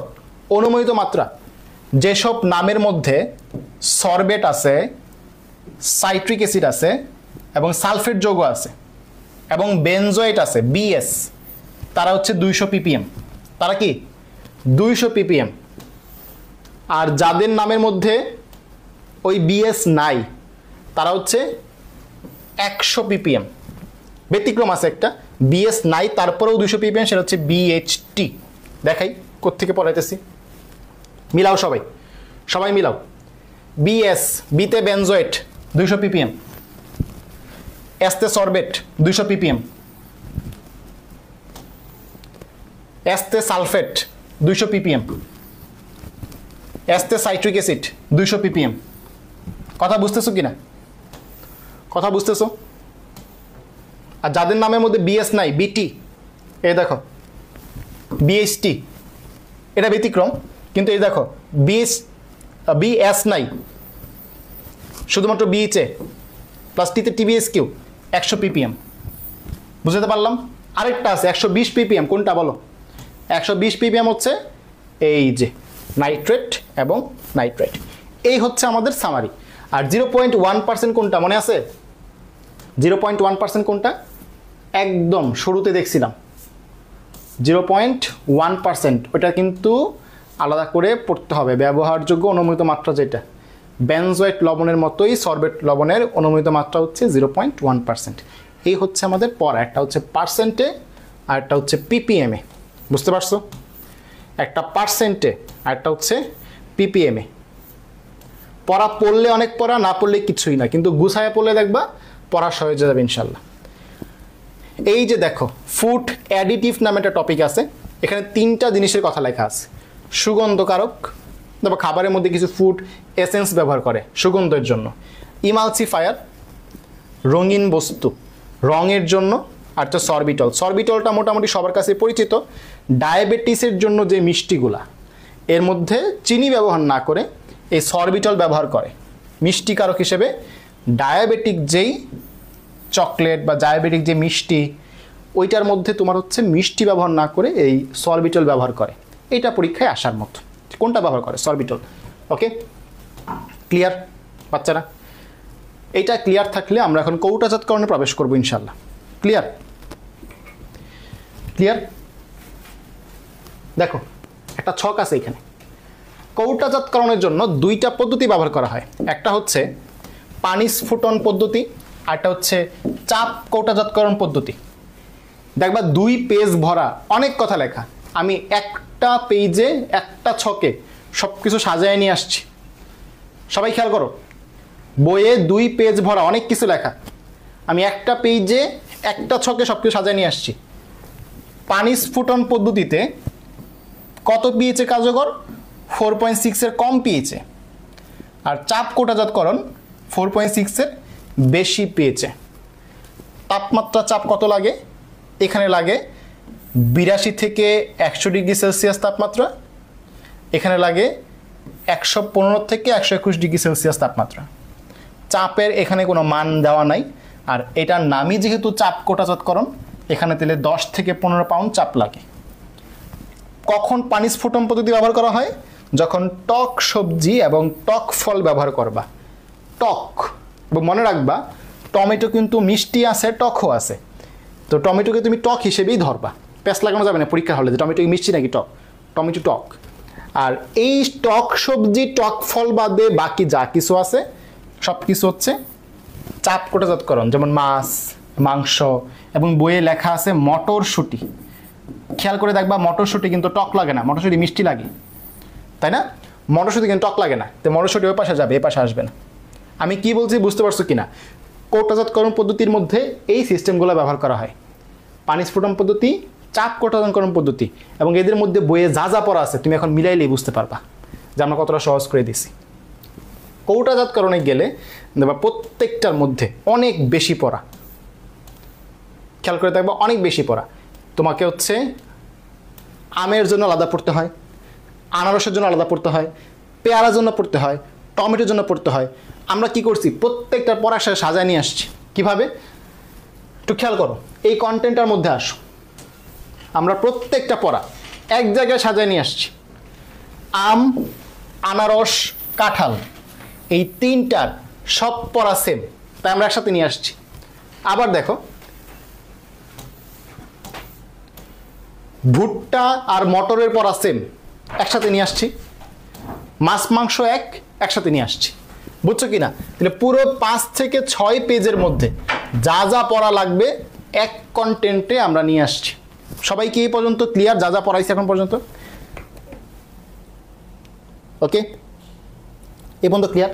আচ্ছা দেখো, আগে একটা জিনিস মাথায় রাখো যে যেই সব জিনিস মিষ্টি, তুমি যদি সেগুলোকে কৌটাজাতকরণ করো, তার মিষ্টতা বজায় রাখার জন্য বেশি বেশি চিনি ব্যবহার করতে হবে। মানে যে মিষ্টি তার জন্য মিষ্টি বেশি দিতে হবে, যে মিষ্টি তার জন্য কী করতে হবে? মিষ্টি বেশি ব্যবহার করতে হবে। তো চলো, আম মিষ্টি, আম মিষ্টি, আম মিষ্টি কিনা? আম বলে মিষ্টি না, আম অনেক মিষ্টি। কাঁঠাল মিষ্টি, আনারস মিষ্টি, মিষ্টি কিন্তু, তাহলে সবগুলা মিষ্টি। তাহলে এগুলা সংরক্ষণে 30 থেকে 40% চিনি ব্যবহার করতে হবে। কথা ক্লিয়ার? এখন আসো, পেয়ারা মিষ্টি, পেয়ারা কিন্তু মিষ্টি না, পেয়ারা টক লাগে। তাই দেখো পেয়ারা সংরক্ষণে মাত্র 10% চিনি ব্যবহার করতে হয়। কথা কি বুঝাইতে পারলাম কি না? কথা ক্লিয়ার? পেয়ারা মিষ্টি লাগে না, মিষ্টি কম, পাইনসা লাগে, তাই মাত্র 10% চিনি। কিন্তু আম, আনারস, কাঁঠাল মিষ্টি লাগে, তাই 30 থেকে 40% চিনি। চিনির পাশাপাশি এই তিনটাতে 0.25% সাইট্রিক অ্যাসিড ব্যবহার করব। আর এই যে পেয়ারা, সাইট্রিক অ্যাসিড তো ব্যবহার করবই, সাথে অ্যাসকর্বিক অ্যাসিড ব্যবহার করব। অ্যাসকর্বিক অ্যাসিড মানে কি? Vitamin C. পেয়ারা কি মিষ্টি লাগে না টক লাগে? টক লাগে।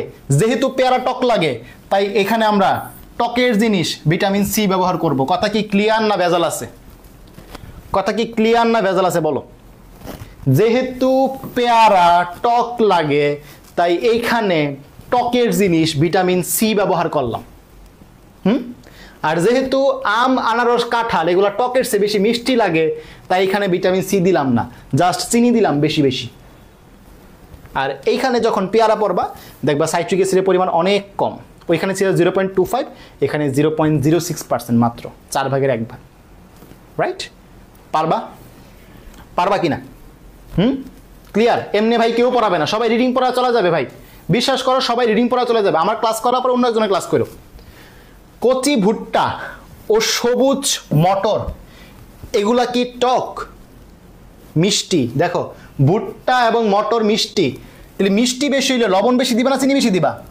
চিনি বেশি দিব, 5% চিনি। লবণ কম, মাত্র 2%। কথা কি বুঝতেছো? এগুলো টক না, তাই লবণ কম লাগবে। এগুলো মিষ্টি, তাই মিষ্টি বেশি লাগবে। টমেটো টক না মিষ্টি? টমেটো টক, তাহলে এই যে দেখো 10% লবণ, 5% চিনি। লবণ বেশি কেন? কারণ এই বেড়া টক। কথা কি বুঝছো? এমনি কেউ পড়াবে না। ওকে, নেক্সট মাছ মাংস। মাছ মাংস খুবই সাধারণ, 2%, 2%। ঠিক আছে? কথা ক্লিয়ার কিনা? কথা ক্লিয়ার? এই বাচ্চারা কথা ক্লিয়ার কিনা বলো? ক্লিয়ার? একজন বলছে সেরা ভাই, থ্যাংক ইউ। কিছু টার্ম আছে বইয়ে, এটা একটু পড়তে হবে। দেখো ব্লাঞ্চিং বলতে কি বোঝায়, এক্সজস্টিং বলতে কি বোঝায়, সিলিং বলতে কি বোঝায়। আমরা মাঝে মাঝে বলি না এক্সজস্টেড লাগতেছে, এক্সজস্টেড মানে কি? আচ্ছা, ও জানে না এক্সজস্টেড বাংলা জানে না। তোমরা বলো তো এক্সজস্টেড লাগতেছে, এক্সজস্টেড মানে কি? দেখো যখন খাদ্যবস্তু কেনিং তরল ভর্তি কৌটাকে উত্তপ্ত করে এর ভিতরে সমস্ত বায়ু বা অক্সিজেন বের করে ফেলা হয়, তখন তাকে বলে এক্সজস্টিং। এক্সজস্টিং। আর সিলিং মানে কি? সিল, দোকান সিল করে দেয় না? সিলিং মানে হচ্ছে কৌটা মেরে দেওয়া, কৌটা মেরে দেওয়া, সিল মেরে দেওয়া। ঠিক আছে? আর ব্লাঞ্চিং মানে কি? ব্লাঞ্চিং মানে কি দেখো, হয়ে গেল ব্লাঞ্চিং। এই যে খাদ্যবস্তুকে ফুটন্ত পানিতে ফুটানো, ঠিক আছে, ওইটাকে বলা হচ্ছে ব্লাঞ্চিং, উত্তপ্ত করা। পারবো? এই টার্মগুলো আর কি দেখাই দিলাম। এই যে পানি স্ফুটন বা চাপ কোটাজাতকরণ পড়াই দিছি অলরেডি, ছক করে পড়াই দিছি। এখানে আসো, ফুড লেকার। ফুড লেকার, ওকে, ফুড লেকারটা দেখো সবাই। এই শোনো, যদি ক্লাস ভালো লাগে অবশ্যই পোস্ট দিবা, ফেসবুক গ্রুপে যা পোস্ট দিবা যে জোশ ক্লাস টুস টুস। আচ্ছা দেখো ফুড লেকার, খাদ্যের যে ক্যানটা আমরা ব্যবহার করতেছি, এই ক্যানের ভিতরে কিছু প্রলেপ দেওয়া হয়। এই প্রলেপগুলা ফেনোলিক, ইপক্সি অথবা ভিনাইল রেজিনের হইতে পারে। এগুলো কি করে? এগুলো হচ্ছে খাদ্যের যেই পদার্থগুলো আছে, এগুলো হচ্ছে ক্যানের যেই ধাতব পদার্থ এখানে সংস্পর্শ থেকে দূরে রাখে। মানে খাদ্যটাকে ক্যানের যে টিন এটার সংস্পর্শ থেকে দূরে রাখে। ঠিক আছে? খাদ্যটা ভালো রাখে, এক কথায় খাদ্যটাকে তোমার হচ্ছে ফ্লেভারফুল রাখে, প্রাকৃতিক ফ্লেভার রাখে। মানে টিনের যে গন্ধ এগুলো খাদ্যের সাথে মিশতে দেয় না। কি কি ব্যবহার করে? ফেনোলিক, ইপক্সি অথবা ভিনাইল রেজিনের দ্রবণ। ঠিক আছে? এবং বলা আছে বর্তমানে ক্যানের ভিতর ব্যবহারের জন্য পলিবিউটাডাইনস, ওই ডাইফেনোলিক রেজিন, ফুড লেকার অধিক ব্যবহৃত হয়। একটু বিদেশি নাম, বুঝোই তো বিদেশি জিনিসপত্র, বাংলাদেশে তো এগুলো আমরা খাই না, গরিব মানুষ। আচ্ছা আচ্ছা, এখন এগুলো পড়া শেষ কিন্তু, দেখো এগুলো সব পড়া শেষ। আম পড়া শেষ, পেয়ারা পড়া শেষ, আনারস পড়া শেষ, একসাথে সব পড়া শেষ, সব পড়া শেষ, সব পড়া শেষ। একটু পড়া বাকি আছে, সব পড়া শেষ। মাছের মধ্যে একটু পড়া বাকি আছে। এখানে দেখো মাছের যে পুষ্টিমান, এখান থেকে কিছু পড়া স্যাররা চাইলে প্রশ্ন করতে পারে যে মাছের মধ্যে কি থাকে, শর্করা, আমিষ না স্নেহ? আমিষ, দেখছো বলে ফেলছে কিন্তু আমিষ। তাহলে মাছের মধ্যে কি থাকে? আমিষ থাকে। হ্যাঁ, আমরা ফ্রেশ জিনিস পাই। ওকে, আচ্ছা। একজন বলছে যে ভাইয়া তো ভাবিরে কিছু বলতে পারে না, তাই শালার উপর শালা রেকর্ড দিছে আজকে। মানে অন্যদিন তো ভাবি তো ভাইরাল করছে, ভাবিরে তো কিছু বলতে পারে না, তাই ভাবির বাইরে বলে কট দিছে। কথা কিন্তু যুক্তি আছে আসলে। আচ্ছা দেখো, এই যে মাছ, মাছের মধ্যে আমরা জানি মাছ হচ্ছে প্রোটিনের উৎস। তাহলে মাছে কি বেশি থাকবে? প্রোটিন বেশি থাকবে, 14 to 20%। মাছের চর্বি অবশ্যই কম থাকবে, অল্প তেল থাকে, তাই না? তারপর হচ্ছে ভিটামিন অল্প থাকবে। তাহলে বুঝতে পারছো কিনা মেইন উপাদান কোনটা? প্রোটিন। এটা তোমাদের জানতে হবে, মেইন উপাদান হচ্ছে প্রোটিন। প্রোটিনের প্রধান উৎস। আরেকটা কথা লেখা আছে, মাছের চর্বি ভিটামিন এ ও ডি এর প্রধান উৎস। মাছের চর্বি ভিটামিন এ ও ডি এর প্রধান উৎস। খুবই গুরুত্বপূর্ণ, খুবই গুরুত্বপূর্ণ। এখন আসো এইখানে, এই যে আমাদের কৌটাজাতকরণ, এই কৌটাজাতকরণের ফলে জিঙ্ক অক্সাইড প্রলেপযুক্ত সালফার প্রতিরোধক কৌটাতে মাছের টুকরাগুলোকে ভর্তি করা হয়। এতে মাছের প্রোটিনের সিস্টিন ও মেথিওনিন অ্যামাইনো অ্যাসিডের সালফার জিঙ্ক অক্সাইডের সাথে বিক্রিয়া করে সাদা বর্ণের জিঙ্ক অক্সাইড গঠন করে, জিঙ্ক সালফাইড গঠন করে, যা মাছের বর্ণ উজ্জ্বল করে। বিষয় হচ্ছে এমন যে মাছের তেল দিয়ে মাছ ভাজা, নামটা শুনছো? মানে এক্সট্রা কোনো খরচ না করে তুমি যা দিচ্ছ তা দিয়ে মার্কেটিং হচ্ছে। তো মাছগুলারে কি করছে, কৌটার ভিতরে ভরছে। কৌটার যে গায়ে ছিল, কৌটার যে গায়ে কি ছিল তোমার হচ্ছে জিঙ্ক অক্সাইড প্রলেপ। জিঙ্ক অক্সাইডের প্রলেপ কি করছে, এই যে অ্যামিনো অ্যাসিডের মধ্যে যে সালফার আছে, সালফারের সাথে বিক্রিয়া করছে, মিলে তৈরি করছে জিঙ্ক সালফাইড। এবং জিঙ্ক সালফাইড কি করে, কোনো জিনিসকে উজ্জ্বল করে। তাহলে বুঝো কিন্তু কৌটার মধ্যে ছিল জিঙ্ক অক্সাইড, প্রলেপ দিছে। মাছের মধ্যে ছিল সালফার, জিঙ্ক অক্সাইড আর সালফার মিলে মাছগুলোর উজ্জ্বল করছে জিঙ্ক সালফাইড। বুঝছো কিনা কাহিনী? তেল, মাছের তেল দিয়া মাছ ভাজা হইল, ঠিক আছে? মাছের তেল দিয়া মাছ ভাজা হইল, মার্কেটিং হয়ে গেল, মাছগুলো বেশি উজ্জ্বল দেখা গেল। এই হচ্ছে পড়া। পারবো ইনশাল্লাহ? ওকে। সাসপেনশন, কোয়াগুলেশন, এই পার্টগুলো আমাদের একটু মনোযোগ দিয়ে পড়তে হবে। ম্যাক্সিমাম স্টুডেন্ট এই জায়গাটা তোমরা মনোযোগ দিয়ে পড়ো না, যার কারণে গ্যাপ থাকে, ঠিক আছে? একটু খেয়াল করো। আমরা আগে আমাদের হ্যান্ড নোটে যাই। সারণী 5.2, সারণী 5.2, 5.2 সারণীতে আগে যাই। দাও, আমাদের এখানে একটা ছক আছে।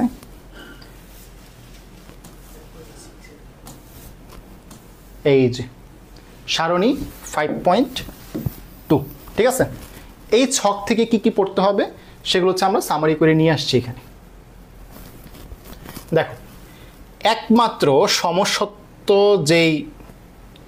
যেটা তার নাম হচ্ছে দ্রবণ। একমাত্র সমসত্ব নাম হচ্ছে দ্রবণ, এর জন্য আমরা বলি সমসত্ব দ্রবণ। কণার ব্যাস আমরা এইভাবে মনে রাখবো, যেগুলো রেঞ্জ আকারে, শুধুমাত্র রেঞ্জের প্রথমক্ষগুলো মনে রাখবো। 0.1, 2 আর 500, এই তিনটা সংখ্যা আমরা মনে রাখবো। 0.1, 2 এবং 500। এরপরে এভাবে বলবো, 0.1 থেকে 2 হচ্ছে দ্রবণ, 2 থেকে 500 হচ্ছে কলয়েড, আর 500-র বেশি হচ্ছে সাসপেনশন। বুঝতে পারছো? এবং এগুলো হচ্ছে ন্যানোমিটার রেঞ্জে। কি রেঞ্জে? ন্যানোমিটার রেঞ্জে। 0.1 থেকে 2 হচ্ছে দ্রবণ, 2 থেকে 500 হচ্ছে কলয়েড, 500-র বেশি হচ্ছে সাসপেনশন। এবং মনে রাখবা যে যেই দ্রবণে, শুধুমাত্র দ্রবণের মধ্যেই কণাগুলা অদৃশ্য থাকে, ঠিক আছে? ব্রাউনীয় গতি ও টিন্ডাল প্রভাব শুধুমাত্র কলয়েডের ক্ষেত্রেই পাওয়া যায়। আর অস্থায়ী মিশ্রণ হচ্ছে সাসপেনশন এবং কোয়াগুলেশন। কি পড়াইলাম সেটা এখন বই থেকে দেখো। পুরো ছকের মধ্যে একমাত্র অদৃশ্য হচ্ছে দ্রবণ, রাইট? এবং এটা হচ্ছে সুস্থিত মিশ্রণ, রাইট? ওকে, নেক্সট দেখো, পড়ছি কিনা এটা? পড়ছি একটু আগে। শুধুমাত্র প্রথম অক্ষরগুলো মনে রাখতে বলছি, 0.1, 2 এবং 500। পরে রেঞ্জ আকারে পড়বা। একমাত্র সমসত্ব হচ্ছে দ্রবণ, পড়াইছি কিনা? বাকিগুলো অসমসত্ব, রাইট? ব্রাউনীয় গতি ও টিন্ডাল প্রভাব কার ক্ষেত্রে পাবো আমরা? শুধুমাত্র কলয়েডের ক্ষেত্রে পাবো, রাইট? উদাহরণগুলো দেখো। সোডিয়াম ক্লোরাইড শরবত যখন বানাও, শরবতের মধ্যে দেখবা পুরোপুরি মিশে যায়, এটাকে আমরা বলি দ্রবণ। তারপর গ্লুকোজের দ্রবণ, গ্লুকোজ দেখবা পুরোপুরি মিশে যায়, এটাকে আমরা কি বলি? দ্রবণ বলি। কিন্তু দুধ পুরোপুরি কিন্তু পানির মতো মিশে থাকে না, একটু একটু থাকলেও ফ্যাট থাকে। বাটার একটু থাকলেও ফ্যাট থাকে, এই জন্য এটাকে আমরা বলি কলয়েড। কণাগুলা ভেসে থাকে, বুঝতে পারছো? কণাগুলো ভেসে থাকে। আর যেটা সাসপেনশন, এটার কণাগুলা অনেক বড় বড়, একদম সরাসরি দেখা যায়। যেমন রক্ত অনেক ঘন না? কলেরা ভ্যাকসিন, যে কোনো ওষুধ সাসপেনশনে আন্ডারে আসবে। ওষুধগুলা বলে ঝাঁকায় খাওয়ার জন্য, কারণ কি বড় বড় কণাগুলো নিচে জমা পড়ে যায়। পানিতে কাদা, চাইলেই দেখবা ইয়া মোটা মোটা কাদা দলা বাইসা আছে। তাহলে এই উদাহরণগুলো, এই ছকটা ক্লিয়ার থাকলে আমাকে বলো ডান। ছকটা ক্লিয়ার থাকলে বলো।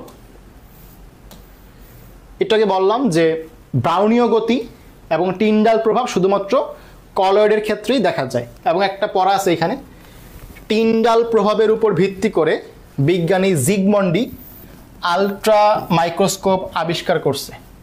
জিগমন্ডি নামও দিছে বাপ মায়, মাশাল্লাহ। ঠিক আছে, এখান থেকে আর কিছু লাগবে না। আমরা একবারে চলে যাব হচ্ছে কলয়েডের একটা ছক আছে আমাদের সেখানে। এখানে দেখো একটা পড়া আছে, কলয়েডের সুস্থিতি বা স্থায়িত্বের কারণ। দুই ভাগে ভাগ করছে কলয়েডকে, দ্রাবক আকর্ষী কলয়েড, দ্রাবক বিকর্ষী কলয়েড। এখান থেকে প্রশ্ন আসতে পারে যে দ্রাবক আকর্ষী কলয়েড কোনগুলা? স্টার্চের সল, গাম, জিলেটিন। ঠিক আছে, তো এটাও তুমি এমনি মনে রাখতে পারো, গজল, গজল, গাম, জিলেটিন, সল। ঠিক আছে, গজল দ্রাবক আকর্ষী। গজল কি করে? মানুষকে আকর্ষণ করে না? গজল কিন্তু মানুষকে আকর্ষণ করে, তাই না? মানুষকে আনন্দ দেয়, আকর্ষণ করে গজল, এমনি মনে রাখতে পারো। এরপরে তোমরা যাবা হচ্ছে এইখানে, দ্রাবক আকর্ষী কলয়েডের স্থায়িত্বের কারণ। অলরেডি বলে ফেলছি ব্রাউনীয় গতি কলয়েডের বৈশিষ্ট্য। কলয়েড কণার চার্জ এবং কণা, চার্জ, কণা, ব্রাউনীয় গতি, এই পয়েন্টগুলো জাস্ট পড়বা, আর কিছু লাগবে না, আর কিছু লাগবে না। এখান থেকে চলে আসবা এই ছকটার মধ্যে। এই ছক পরীক্ষার জন্য 5 স্টার। আজকে অনেক সহজ লাগতেছে মাশাল্লাহ। ভাই আর কতক্ষণ লাগবে? খুব বেশি না, আমাদের আর খুব বেশি পড়া বাকি নেই, টেনশন নাই। আর আধা ঘন্টার মধ্যে ইনশাল্লাহ শেষ হয়ে যাবে, আধা ঘন্টা লাগবে। এই ছকটা কিভাবে পড়বো খেয়াল করো। এই ছক পড়ার জন্য আমরা একটা কন্টেন্ট নিয়ে আসছি। এই দেখো এখানে একটা পড়া আছে যে আপেল, আঙ্গুর, খেজুরে গ্লুকোজ পাওয়া যায়, পাকা আম, কলা, কমলাতে ফ্রুক্টোজ পাওয়া যায়, চিনি, ইক্ষু, গুড়ে সুক্রোজ পাওয়া যায়। এগুলো আলাদা করে পড়বা। এই দুধের পরে আমরা একটু পরে আসতেছি, দুধ নিয়ে আলাদা পড়া আছে। 2 পেজের পড়া এই একটা ইয়াতে পড়া হয়ে যাবে, কন্টেন্টে পড়া হয়ে যাবে। দেখো কলয়েড থেকে এদের উদাহরণগুলো জানতে হবে। প্রথমেই দেখবা লেখা আছে যে অ্যারোসল, এর উদাহরণ হচ্ছে ধোঁয়া এবং ধোঁয়াশা মেঘ, ফগ। একটা হচ্ছে স্মোক, ধোঁয়া, আরটা হচ্ছে ফগ। ফগ হচ্ছে তোমার ধোঁয়াশা মেঘ। ঠিক আছে, তো এটা কিসের উদাহরণ? অ্যারোসলের উদাহরণ। খেয়াল করো, এই যে অ্যারোসল, ধোঁয়া এবং মেঘ, কুয়াশা। ঠিক আছে, কেন মনে রাখবো? কেন মনে রাখবো? দেখো অ্যারোসল মানে এয়ার, এয়ারোসল মানে এয়ার, এয়ার মানে কি? আশেপাশে বাতাস। তো বাতাসের মধ্যে কি থাকতে পারে? ধোঁয়া থাকতে পারে এবং কুয়াশা থাকতে পারে, রাইট? আশেপাশে বাতাসের মধ্যে থাকবে, এয়ারের মধ্যে। ঠিক আছে, এরপর দেখো ফোম।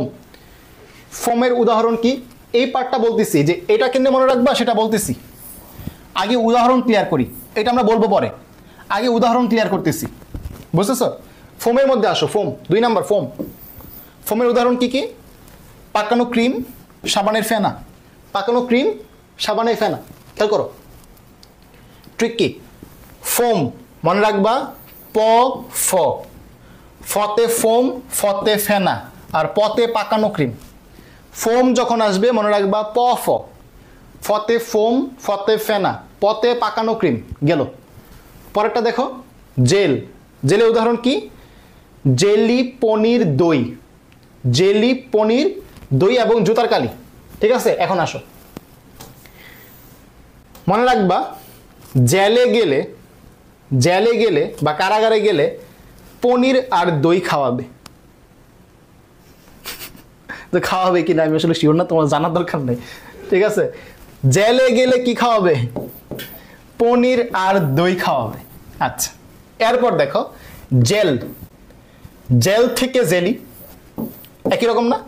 জেল থেকে জেলি। আবার জেল, জতে জুতা, লতে জুতার কালি।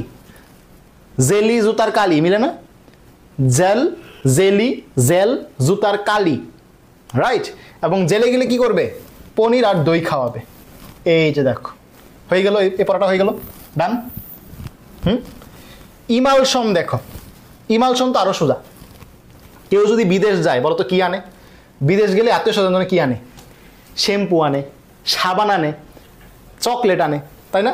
এই যে দেখো, মানুষ যদি দুবাই যায়, দুবাই থেকে শ্যাম্পু আর ক্রিম আনে আত্মীয় স্বজনের জন্য। দুবাই, দুতে হচ্ছে দুধ, বাতে হচ্ছে বাটার, আর ইতে হচ্ছে এটা ইমালশনের ট্রিক। বারবার বলি ছন্দ পড়লে মনে রাখবা এটা কার ছন্দ? দুতে দুধ, বাতে বাটার, ইতে ইমালশন। আর জানি কি আনছিল? শ্যাম্পু আনছিল আর ক্রিম আনছিল। তাহলে শ্যাম্পু ক্রিম, এই যে দেখো, দুধ, বাটার, শ্যাম্পু, ক্রিম, পড়া হইল, পড়া ডান। এরপর হচ্ছে সল, সবার লাস্টেটা কি? সল।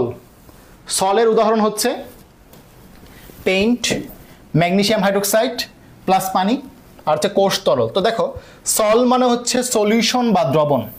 সল মানে কি? সলিউশন। তাহলে দ্রবণ কি কি আছে? পানির দ্রবণ আছে, যাকে আমরা বলতেছি কোষ তরল। রঙের দ্রবণ আছে, রং মানে পেইন্ট। আর ম্যাগনেসিয়াম হাইড্রোক্সাইডের দ্রবণ মানে কি? ম্যাগনেসিয়াম হাইড্রোক্সাইড প্লাস পানি। শেষ তো? উদাহরণ পড়া হয়েছে? ঠিক আছে, রাইট? ওকে, দেখো ক্লিয়ার কিনা। এখন আমরা এই বিস্তারিত বস্তু কোণ আর বিস্তারণ মাধ্যম সম্পর্কে একদম বেসিক, মানে ছোট বাচ্চাও এটা পারবে। তোমার ছোট ভাই বোন থাকলে তারে বলবা এটা জানে কিনা, দেখবা সেও জানে। কেমনে?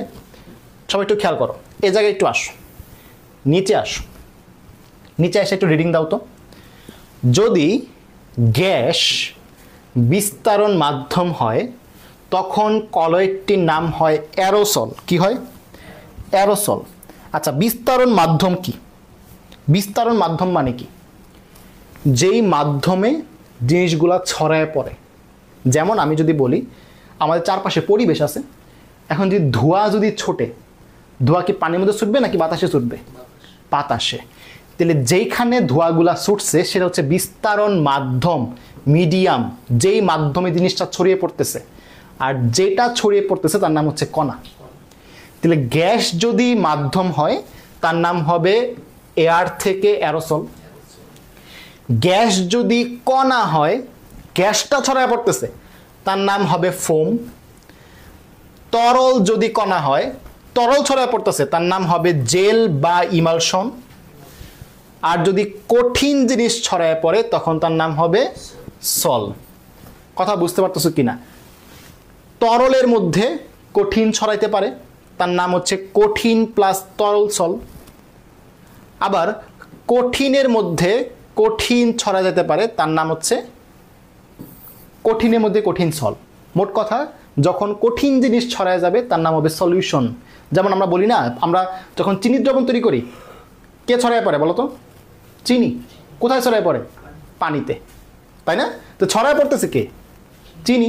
কঠিন জিনিস ছড়ায় পড়তেছে না, এই জন্য তো তার নাম সল বা সলিউশন। দেখো মিলে কিনা? এই দেখো, গোলা পানি, দেখছো?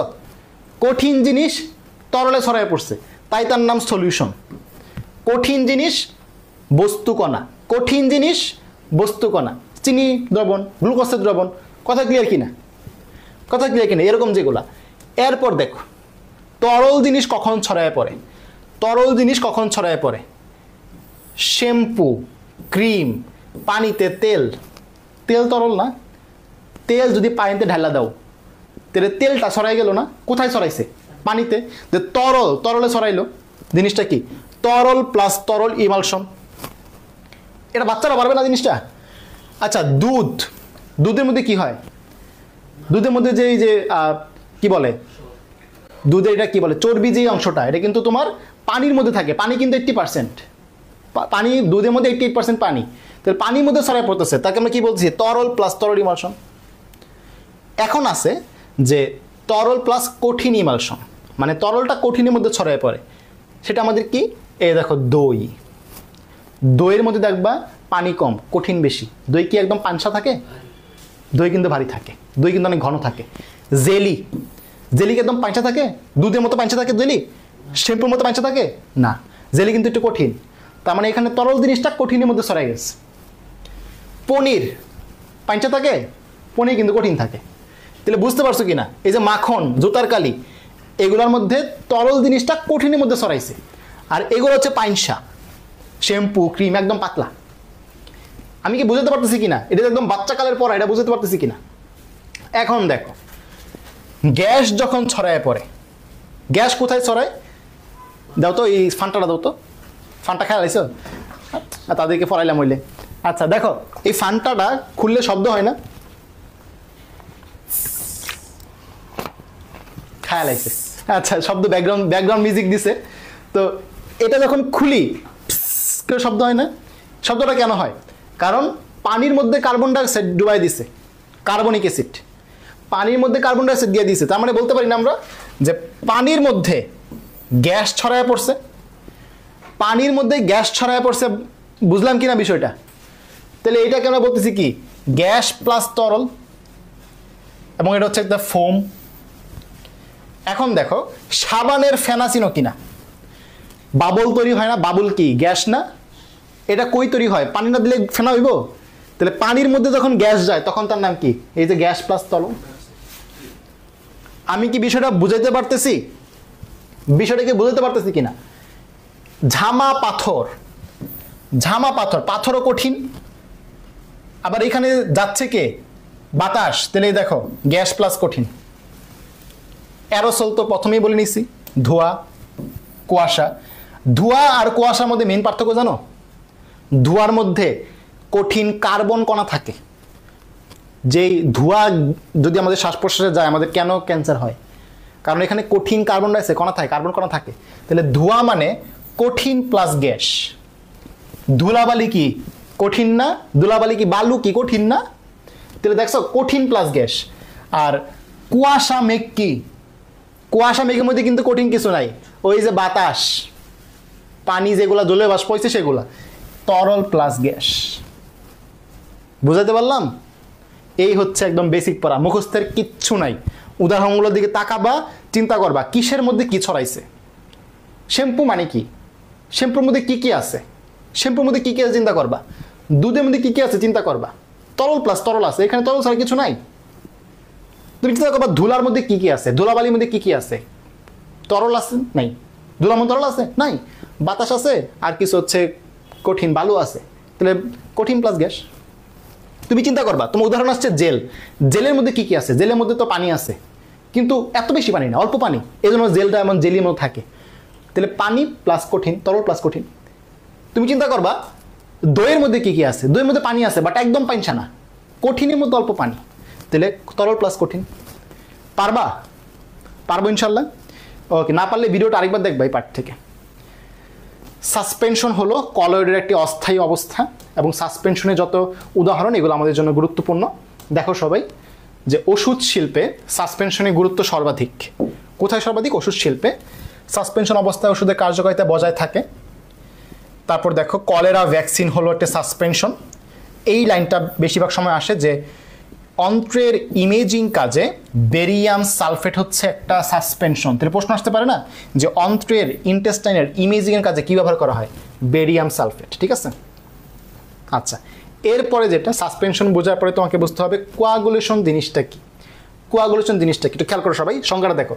যে বল দ্বারা কলয়েড সিস্টেমের বিস্তারণ মাধ্যমে বিস্তারিত বস্তুকণা সুস্থিত থাকে, সেই বলকে বিনষ্ট করে কলয়েড সিস্টেমকে অস্থিত করার মাধ্যমে কলয়েড কণাগুলোকে গুচ্ছ আকারে পৃথক করার প্রক্রিয়াকে বলা হয় কোয়াগুলেশন। তার মানে কলয়েড হচ্ছে একটা সুস্থিত দ্রবণ, সুস্থিত অবস্থা, যেখানে কণাগুলোর বলকে নষ্ট করে ওই কণাগুলোকে গুচ্ছাকারে পৃথক করার নাম হচ্ছে কোয়াগুলেশন। আমরা যদি দুধ যে পার্টটা আছে এখান থেকে ফ্যাটগুলোকে আলাদা করে বাইরে নিয়ে আসি, তার নাম হয়ে যাবে দই।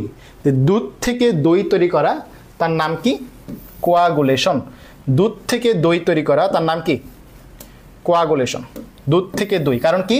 এখানে তার বলটা নষ্ট হয়েছে, তার ভিতরে যে বলটা নষ্ট হয়েছে। এছাড়া আরও আছে মাখন, ছানা। মোট কথা, তুমি দুধ থেকে যাই তৈরি করো, দই তৈরি করো, মাখন তৈরি করো, ছানা তৈরি করো, সব কি হয়ে যাবে? কোয়াগুলেশন হবে। সব জমাট বেঁধে তৈরি করে। ঠিক আছে? এই কোয়াগুলেশনের মধ্যে একটা পড়া আছে যে যেই আয়নের চার্জ যত বেশি তার কোয়াগুলেশন ক্ষমতা তত বেশি। তো আমি যদি বলি যে অ্যালুমিনিয়াম, বেরিয়াম আর সোডিয়াম এর মধ্যে কোনটার কোয়াগুলেশন ক্ষমতা বেশি, আনসার হবে অ্যালুমিনিয়াম, কারণ এখানে চার্জ বেশি 3+, এটুকু পড়লে এখানে এনাফ। যেটার মধ্যে আয়নের চার্জ বেশি তার কোয়াগুলেশন ক্ষমতা সবচেয়ে বেশি, চার্জ বেশি তার ক্ষমতা সবচেয়ে বেশি। খেয়াল করছো? এই হচ্ছে পড়া। পারবো সবাই? এছাড়া এখানে তেমন কিছু লাগবে না। সবাই একটু জানাও যে পারবো কিনা। আমরা এখানে আসছি দুধের শতকরা সংযুক্তির মধ্যে। আমরা গত ক্লাসে যখন হরমোন পড়ি তখন বলছি যে প্রোল্যাকটিন হরমোন দুগ্ধক্ষরণ নিয়ন্ত্রণ করে, দুগ্ধক্ষরণটা নিয়ন্ত্রণ করে, তাই না? এটা আমরা আগে থেকেই জানি। আমরা এখন দুধের যে বাকি পড়াগুলা সবগুলো একটা কন্টেন্টে ক্লিয়ার করে ফেলবো। একটা কন্টেন্ট পড়বো, দুধের সকল পড়া ক্লিয়ার হয়ে যাবে। সবাই একটু খেয়াল করো, দুধ একটি ইমালশন। দুবাইয়ের কথা মনে আছে? দুবাই বলছিলাম, দুবাই থেকে কে শ্যাম্পু ক্রিম আনছে, তো দুধ একটি ইমালশন। একটা প্রশ্ন আসে যে কোন প্রাণীর দুধে কোনটি বেশি? তো তোমরা আমাকে বলো, আমি যদি তোমাকে উদাহরণ দিই, মহিষ, ভেড়া, মানুষ, গরু, কার শক্তি বেশি? মহিষের শক্তি বেশি। মহিষ যেহেতু বেটা, তাই না? মহিষের শক্তি বেশি না? মহিষের শক্তি বেশি। তাহলে এই জন্য দেখো মহিষের দুধে শক্তি বেশি। শক্তি মানে ক্যালোরি, ক্যালোরি মানে কি? চর্বি। ঠিক আছে, বুঝতে পারছো? বুঝতে পারছো? ওকে, এ বাচ্চা কাচ্চারা বুঝতে পারছো এই পর্যন্ত? আচ্ছা, একজন বলছে আমার মাও মাত্র 1 গ্লাস দুধ নিয়ে আসছে। বাহ, কি আরাম! দেখছো আরামদায়ক, কত কষ্ট ক্লাস নিতেছি। আচ্ছা দেখো, মহিষের যেহেতু শক্তি বেশি, তাহলে মহিষের দুধে কি শক্তি, ক্যালোরি বা চর্বি বেশি। ঠিক আছে? আচ্ছা, আমরা কি করি? ভেড়ার কি? ভেড়ার মাংস খায় না মানুষ? ভেড়ার মাংস খায় না? তাহলে ভেড়ার মাংসতে কি থাকে? প্রোটিন থাকে। এই দেখো, ভেড়ার মাংস দিলে কি বেশি? প্রোটিন বেশি। আর মানুষের দুধে ল্যাকটোজ বা চিনি বেশি। আরও অনেক ট্রিক দেওয়া যায়, তবে আমরা ওইগুলোর মধ্যে যাবো না। নর্মালি মনে রাখা যায়, কেন আরও কঠিন কঠিন ট্রিক পড়বো? ঠিক আছে, এমনি মনে রাখা যায়। দুধের পিএইচ 6.6 থেকে 6.9 খুবই গুরুত্বপূর্ণ। দুধের 3 ধরনের প্রোটিন পাওয়া যায়। প্রধান প্রোটিনের নাম হচ্ছে ক্যাজিন, আরও 2 ধরনের আছে, ল্যাক্টো অ্যালবুমিন ও ল্যাক্টোগ্লোবিউলিন। ল্যাক্টো অ্যালবুমিন ও ল্যাক্টোগ্লোবিউলিন দুইটাকে একসাথে বলা হয় হোয়ে প্রোটিন। তো প্রশ্ন করতে পারে হোয়ে প্রোটিন কোনটা? এই দুইটা। এবং ল্যাক্টো মানেই দুধ, ল্যাক্টো মানেই কি? দুধ। ক্যাজিন সম্পর্কে আমাদের কয়েকটা তথ্য জানতে হয়। ক্যাজিন হচ্ছে এক ধরনের ফসফোপ্রোটিন। তো যদি জিজ্ঞেস করে দুধে কোন ধরনের প্রোটিন পাওয়া যায়, উত্তর হচ্ছে ফসফোপ্রোটিন। ঠিক আছে, কেন মনে রাখবা যে দুধ খাইলে শরীর অনেক ফাস্ট হয়ে যায়, অনেক শক্তি আসে, ফাস্ট হয়। ফাস্ট দিয়ে হচ্ছে ফসফোপ্রোটিন।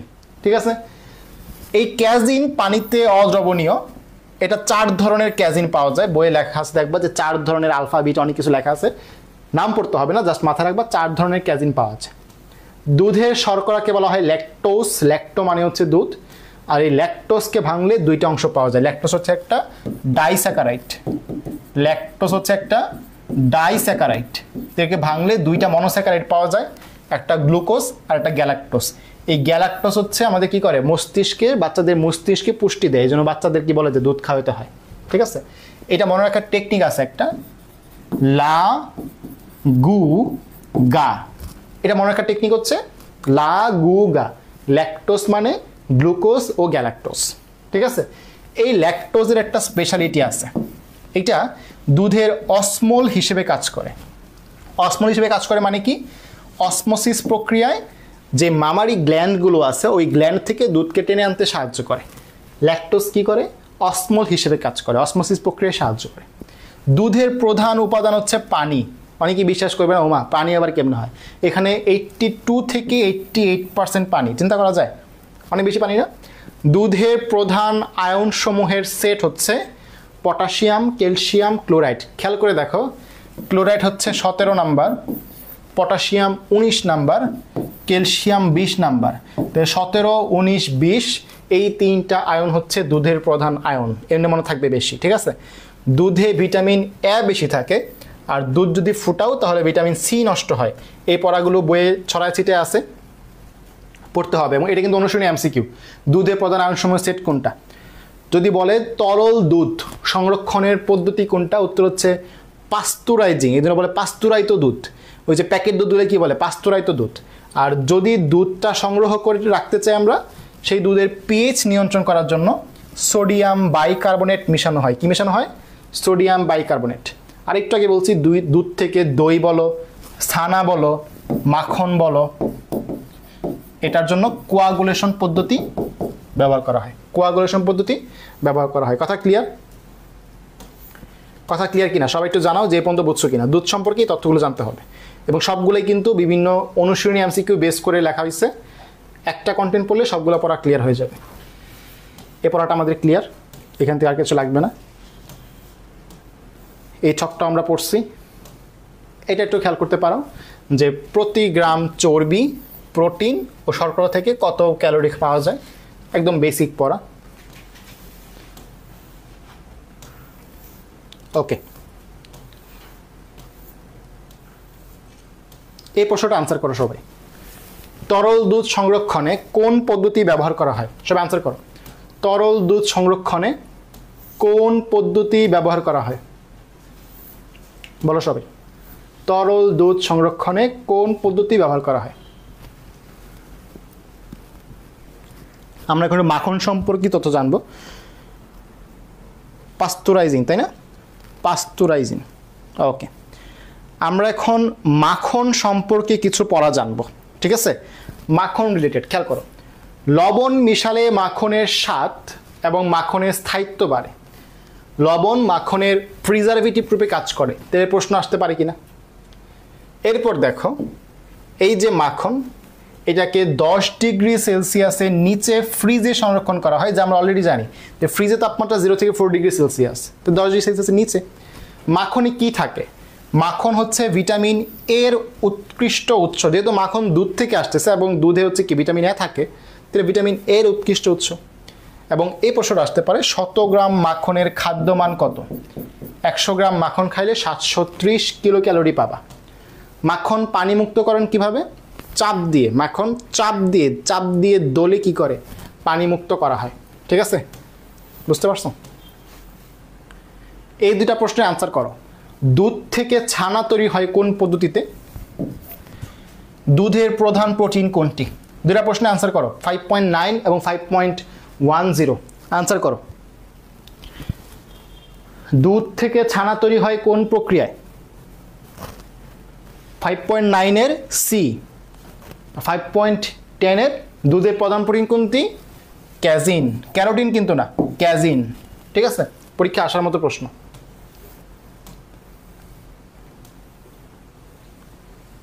দেখো অলরেডি পড়াইছি, দুধের পিএইচ মান নিয়ন্ত্রণের জন্য কি সোডিয়াম বাইকার্বনেট ব্যবহার করা হয়, অথবা সোডিয়াম কার্বনেটও ব্যবহার করা যাবে।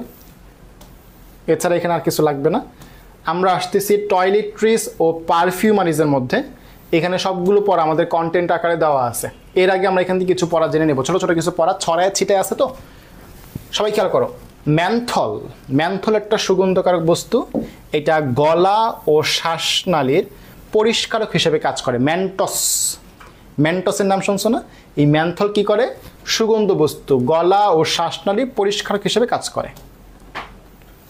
টয়লেট্রিজ ও পারফিউমারিতে ঢোকার আগে আমরা এখান থেকে কিছু পড়া পড়ব দেহের ত্বক সম্পর্কে। যেহেতু এই টয়লেট্রিজ বলো, ক্রিম বলো, আফটারশেভ লোশন বলো, মেহেদি বলো, সব কোথায় দিচ্ছে? আমার ত্বকের উপর দিচ্ছে। তাই ত্বক সম্পর্কে কিছু তথ্য লেখা আছে এখানে। ত্বক মানবদেহের সবচেয়ে বড় তন্ত্র বা অঙ্গ। এটা 20 স্কোয়ার ফিট এবং এটার মধ্যে 3টা স্তর থাকে। ত্বকের 3টা অংশ। একটা হচ্ছে অ্যাপিডার্মিস, একটা শুধু ডার্মিস বা মধ্যত্বক, আর একটা হচ্ছে হাইপোডার্মিস বা ভিতরে ত্বক থাকে। অ্যাপিডার্মিসের মোট 5টা স্তর সিরিয়ালি মনে রাখা যায়। CLGSB, CLGSB, stratum corneum, stratum lucidum, granulosum, spinosum, basale. Basale মানে কি? বেস, সবার নিচে। এ হচ্ছে 5টা স্তরের সিরিয়াল। অবশ্যই লিখে রাখবা পরীক্ষা আসার মতো। ঠিক আছে, এগুলো আমরা পরে পড়ব। আমরা ঢুকতেছি টয়লেট্রিজের যেই এবং পারফিউমারি পড়া। প্রথমেই গোলাপ জল প্রস্তুতি।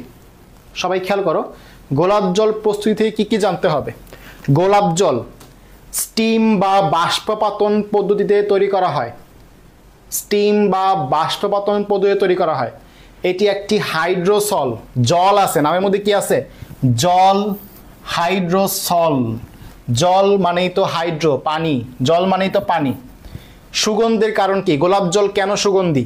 এটার মধ্যে ফিনাইল ইথাইল অ্যালকোহল ও জেরানিয়ল থাকে।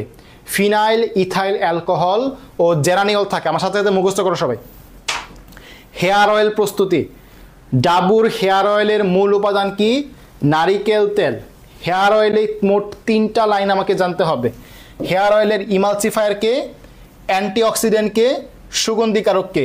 আমি ইচ্ছা করে বোর্ডের সামনে নাই, আমার সাথে সাথে মুখস্থ করো, বোর্ডটা দেখে দেখে মুখস্থ করো। ইমালসিফায়ার হিসেবে অলিক অ্যাসিড, ইমালসিফায়ার অলিক, লল মিলাবা।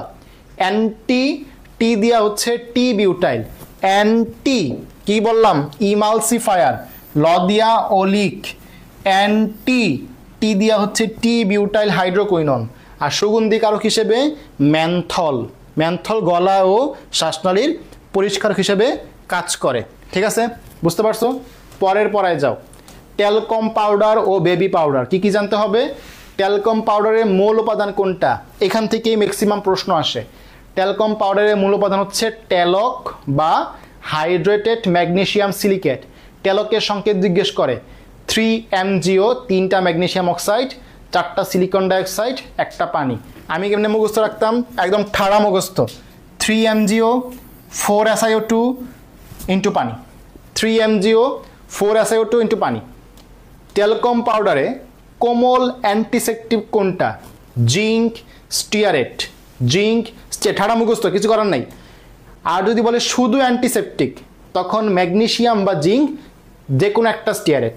আর কোমল বললে শুধু জিঙ্ক, কোমল বললে শুধু জিঙ্ক, আর শুধু অ্যান্টিসেপটিক বললে ম্যাগনেসিয়াম বা জিঙ্ক, যেটা অপশনে থাকে। অ্যান্টিসেপটিকের কাজ কি? অ্যান্টিসেপটিক ত্বকে ঘামাচি ও র্যাশ প্রতিরোধ করে। এই জন্য বাচ্চা কাচ্চাদের কি দেওয়া হয়? ট্যালকম পাউডার শরীরে লাগানো হয়, যাতে ঘামাচি আর র্যাশ না হয়। র্যাশ কিসের? ডায়পারের র্যাশ। ডায়পার থাকে না, ডায়পার পরে না, ডায়পারে দাগ পরে, সেটাকে র্যাশ বলা হয়। এই যে পাউডার, পাউডারের আয়তন বৃদ্ধি করার জন্য বা ফুলানোর জন্য বেটা করতে বিজনেস করতে হবে, নয়তো ফকির হয়ে যাবে। যাতে বিজনেস করতে পারে, বোতলটা যাতে ভরে, এই জন্য আয়তন বৃদ্ধিকারক হিসেবে ম্যাগনেসিয়াম বা ক্যালসিয়াম কার্বনেট ব্যবহার করা হয়। ঠিক আছে, এই হচ্ছে পড়া, এগুলো মুখস্থ রাখতে হবে। ট্যালকম পাউডারের পরে পড়া হচ্ছে বেবি পাউডার। বেবি পাউডার আর ট্যালকম পাউডারের পড়া সব পড়া সেম, একটা জাস্ট ভিন্ন, যে বেবি পাউডারের অ্যান্টিসেপটিক হচ্ছে বোরিক অ্যাসিড। বোরিক অ্যাসিড, তাহলে বেবি বোরিক, বেবি বোরিক, বত মিল আছে। ক্লিয়ার? আমরা এরপর জানবো ভ্যানিশিং ক্রিম ও কোল্ড ক্রিম সম্পর্কে। ভ্যানিশিং ক্রিম আর কোল্ড ক্রিমের মেইন পার্থক্য হচ্ছে ভ্যানিশিং ক্রিমের মধ্যে পানি বেশি, আর কোল্ড ক্রিম যেটা, কোল্ড ক্রিমের মধ্যে তেল বেশি। ঠিক আছে, এখন তোমরা খুব ভালো মতোই জানো যে শীতের দিনে আমাদের শরীর ত্বক শুষ্ক হয়ে যায়। কেন? পরিবেশের জলীয় বাষ্প কম থাকে, আমাদের শরীর থেকে সব কি করে? টেনে নিয়ে যায়। শীতের দিনে কি করে? আমাদের ত্বক থেকে সব পানি টেনে নিয়ে যায়। এই জন্য আমরা তখন কী করি? তৈলাক্ত প্রোডাক্টগুলো ব্যবহার করি, যাতে তেলগুলো আমাদের শরীরে যে লাগিয়ে রাখি, তখন এটা কি পানিগুলোকে বাধা দেবে। ঠিক আছে, তো দেখো ভ্যানিশিং ক্রিম যেটা রাসায়নিকভাবে তেল পানি, মানে অয়েল ইন ওয়াটার, পানিটা বেশি, স্টিয়ারিক অ্যাসিড থেকে প্রস্তুত করা হয়। আর প্রিজারভেটিভ রূপে মিথাইল প্যারাবেন, মনে আছে কসমেটিকের সময় প্যারাবেন পড়াইছিলাম, কৃত্রিম ইস্ট্রোজেন, সেই প্যারাবেন মনে পড়ছে। কোল্ড ক্রিম যাতে পিচ্ছিল করা যায়, এই জন্য লুব্রিকেটিং এজেন্ট হিসেবে মিনারেল অয়েল অথবা তরল প্যারাফিন ব্যবহার করা হয়। এই প্রশ্নটাই আসছিল মেডিকেলে, যে কোল্ড ক্রিমে লুব্রিকেটিং এজেন্ট হিসেবে কাকে ব্যবহার করা হয়? আনসার হচ্ছে তরল প্যারাফিন। গাঢ় করার জন্য মোম ব্যবহার করা হয়, যাকে আমরা বলতেছি হোয়াইট বি ওয়াক্স। প্রলেপন এজেন্ট হিসেবে গ্লিসারিন ব্যবহার করা হয়, এটা মনে রাখবা, পিজি দিয়া, পিজি, প্রলেপন এজেন্ট হচ্ছে গ্লিসারিন। আর অ্যান্টিসেপটিক প্রিজারভেটিভ রূপে বোরাক্স ব্যবহার করা হয়। বোরাক্সের সংকেত সবাই কমেন্ট করো, গুণগত রসায়নে পড়ানো হয়েছে, বোরাক্সের সংকেত কমেন্ট করো, এগুলো মুখস্থ রাখতে হবে। লিপস্টিক, মেহেদি এবং আফটার শেভ লোশন। লিপস্টিক থেকে একটাই প্রশ্ন, লিপস্টিকের মূল উপাদান কি? মোম, ওয়াক্স অথবা তেল। মোম, ওয়াক্স ও তেল, ঠিক আছে, মোম বা ওয়াক্স একই কথা। আফটার শেভ লোশন থেকে একটা প্রশ্ন আসে মেনলি, যে আফটার শেভ লোশনের অ্যান্টিসেপটিক কোনটা? ডিন্যাচার্ড অ্যালকোহল 40, ডিন্যাচার্ড অ্যালকোহল 40। আর ময়শ্চারাইজারের জন্য, ময়শ্চার করার জন্য গ্লিসারিন ব্যবহার করা হয়। মেহেদি থেকে কয়েকটা প্রশ্ন আসে যে মেহেদির প্রধান উপাদান কোনটি, অথবা নির্যাসের জন্য, মেহেদির গন্ধের জন্য দায়ীকে? অম্লধর্মী লাসন। লাসন বানানটা দেখো, এটা কিন্তু লেসন অনেক সময় বানান ইচ্ছা করে হচ্ছে তোমার লোশন দেওয়া দেয়, ইচ্ছা করে স্যাররা অপশনে লোশন লেখা দেয়, লোশন কিন্তু না, লাসন। এবং এই লাসনের সংকেত হচ্ছে 2-হাইড্রোক্সি-1,4-ন্যাপথাকুইনন, মুখস্থ রাখতে হবে, 2-হাইড্রোক্সি-1,4-ন্যাপথাকুইনন। আর মেহেদি পেস্টের পিএইচ মান 5.5 হলে এটির কার্যকারিতা বৃদ্ধি পায়। মেহেদি পেস্টের পিএইচ মান 5.5 হলে এর কার্যকর বৃদ্ধি পায়। অনেকে বোরাক্সের সংকেত লেখা হয়েছে, ঠিক আছে, ওকে। গ্লাস ক্লিনার, আর সর্বোচ্চ 10 মিনিট লাগবে আমাদের ক্লাস, টেনশন নাই, আর 10 মিনিট লাগবে। গ্লাস ক্লিনার ও টয়লেট ক্লিনার, খেয়াল করো, গ্লাস ক্লিনারের মধ্যে প্রশ্ন আসবে যেটার মূল পরিষ্কারককে, সেম কথা টয়লেট ক্লিনারের মধ্যে প্রশ্ন আসবে মূল পরিষ্কারককে। কথা বুঝতে পারছো? তো আমরা সবগুলো সাজায় নিয়ে আসছি, তোমাদের জাস্ট বিষয়টা বুঝতে হবে। এই যে গ্লাস ক্লিনার, এখানে আমরা যদি সরাসরি গ্লাস ক্লিনারের মধ্যে যদি সরাসরি কস্টিক সোডা দেই, সেটা গ্লাসের যেই সিলিকন আছে, বালু আছে, তার সাথে বিক্রিয়া করে গ্লাসটাকে ক্ষয় করে ফেলে, গ্লাসটাকে নষ্ট করে ফেলে। তাই গ্লাসের মধ্যে আমরা সরাসরি সোডিয়াম হাইড্রোক্সাইড দিই না, আমরা অ্যামোনিয়ার দ্রবণ দিই, অ্যামোনিয়া প্লাস পানি, অ্যামোনিয়ার দ্রবণ দিই, যার নাম হচ্ছে অ্যামোনিয়াম হাইড্রোক্সাইড। নাম কি? অ্যামোনিয়াম হাইড্রোক্সাইড বা অ্যামোনিয়া দ্রবণ। বুঝতে পারছো? 28%। এটা হচ্ছে গ্লাস ক্লিনারের মূল পরিষ্কারক। এছাড়াও গ্লাস ক্লিনারে তোমরা যদি পরের পেজটায় যাও, কিছু জিনিস লেখা আছে পরের পেজে, যে সারফেস অ্যাক্টিভ করে কে? Sodium lauryl sulphate. বেশি উদ্বায়ী দ্রাবককে বা রাবিং অ্যালকোহলকে আইসোপ্রোপাইল অ্যালকোহল। কম উদ্বায়ী দ্রাবককে ইথিলিন গ্লাইকল। এবং একটা কথা স্পষ্ট লেখা আছে, গ্লাস ক্লিনারের যে জীবাণুনাশক তার নাম হচ্ছে ইথিলিন গ্লাইকল। ঠিক আছে? তো glass cleaner glycol, glass cleaner glycol, জীবাণুনাশক, একদম সরাসরি লেখা বইয়ের লাইন পরের পেজে। বুঝতে পারছো? তোমরা মিলাই নিবা, আমি সবগুলো সাজা দিছি একসাথে।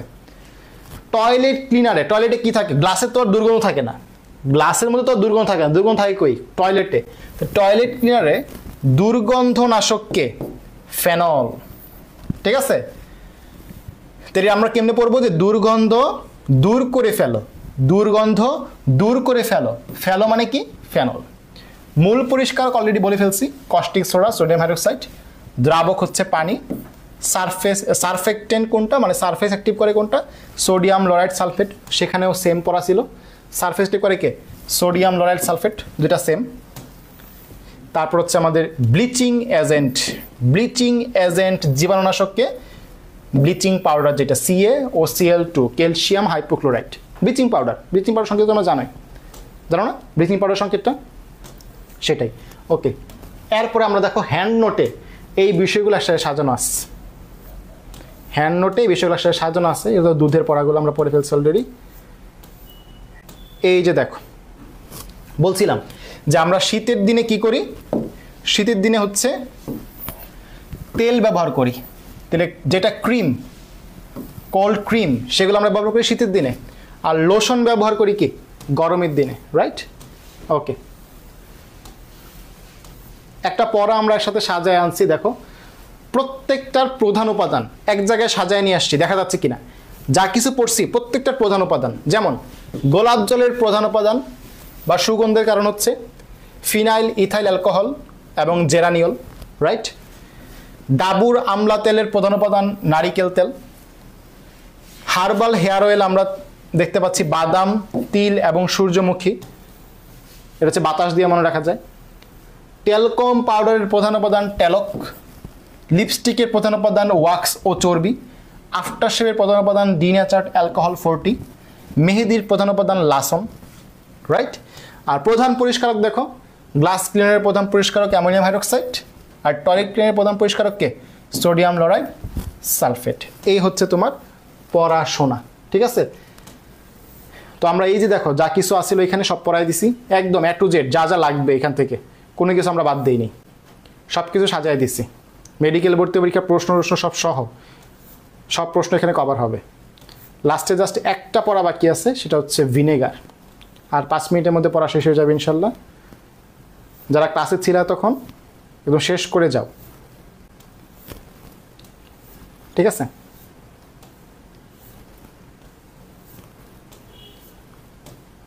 গ্লাস ক্লিনার আমরা এগুলো পড়াইছি, টয়লেট ক্লিনার আমরা পড়াইছি।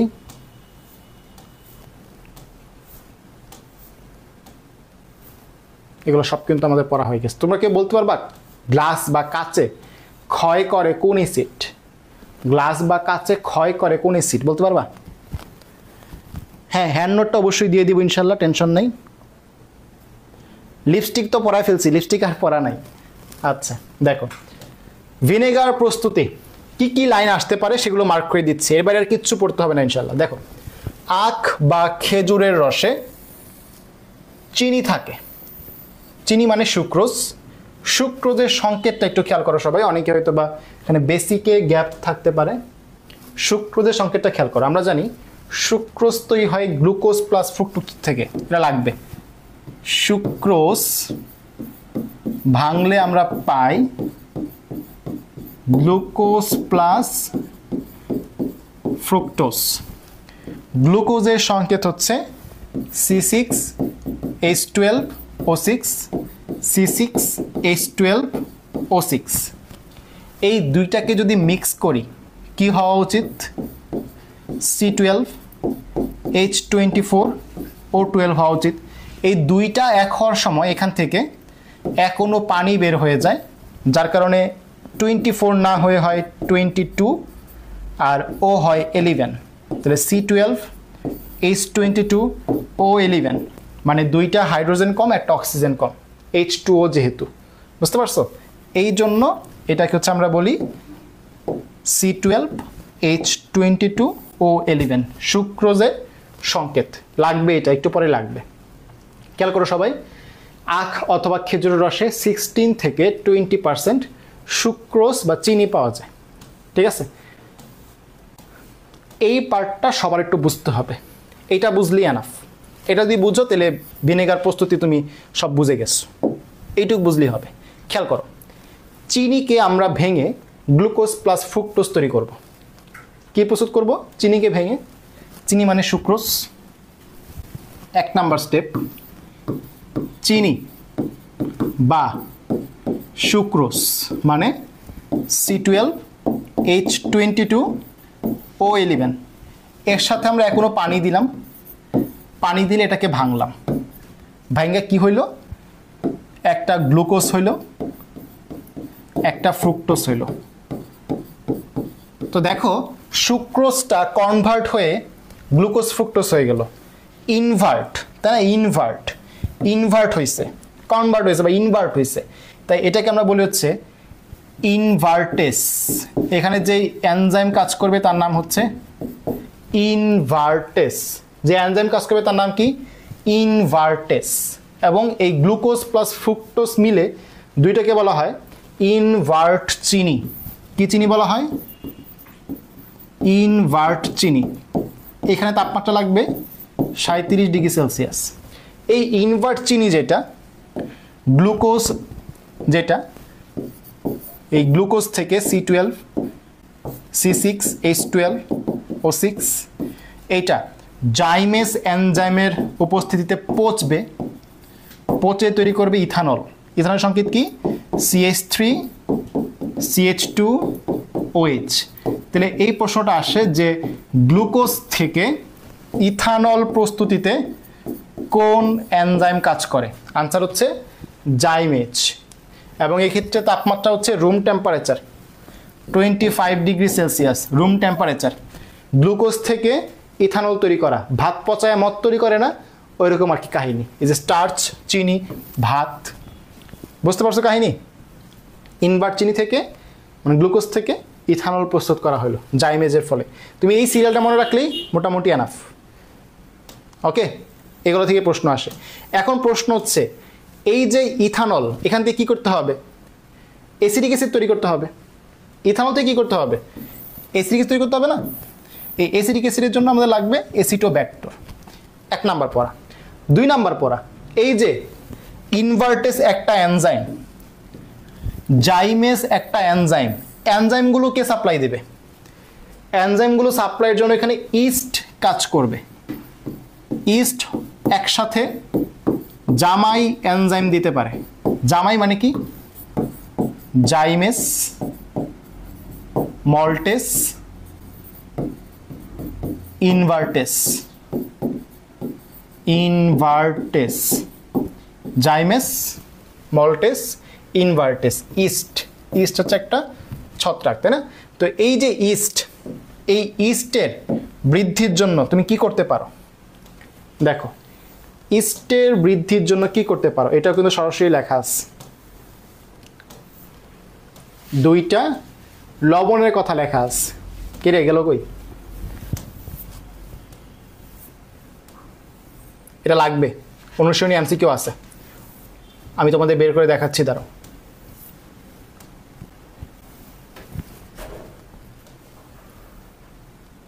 গেল কই রে? অ্যামোনিয়াম সালফেট, অ্যামোনিয়াম ফসফেট কই? এই যে দেখো 4 নাম্বার পয়েন্টটা দেখো, অ্যামোনিয়াম সালফেট এবং অ্যামোনিয়াম ফসফেট লবণ দুইটি ইস্টের বৃদ্ধিতে সহায়তা করে।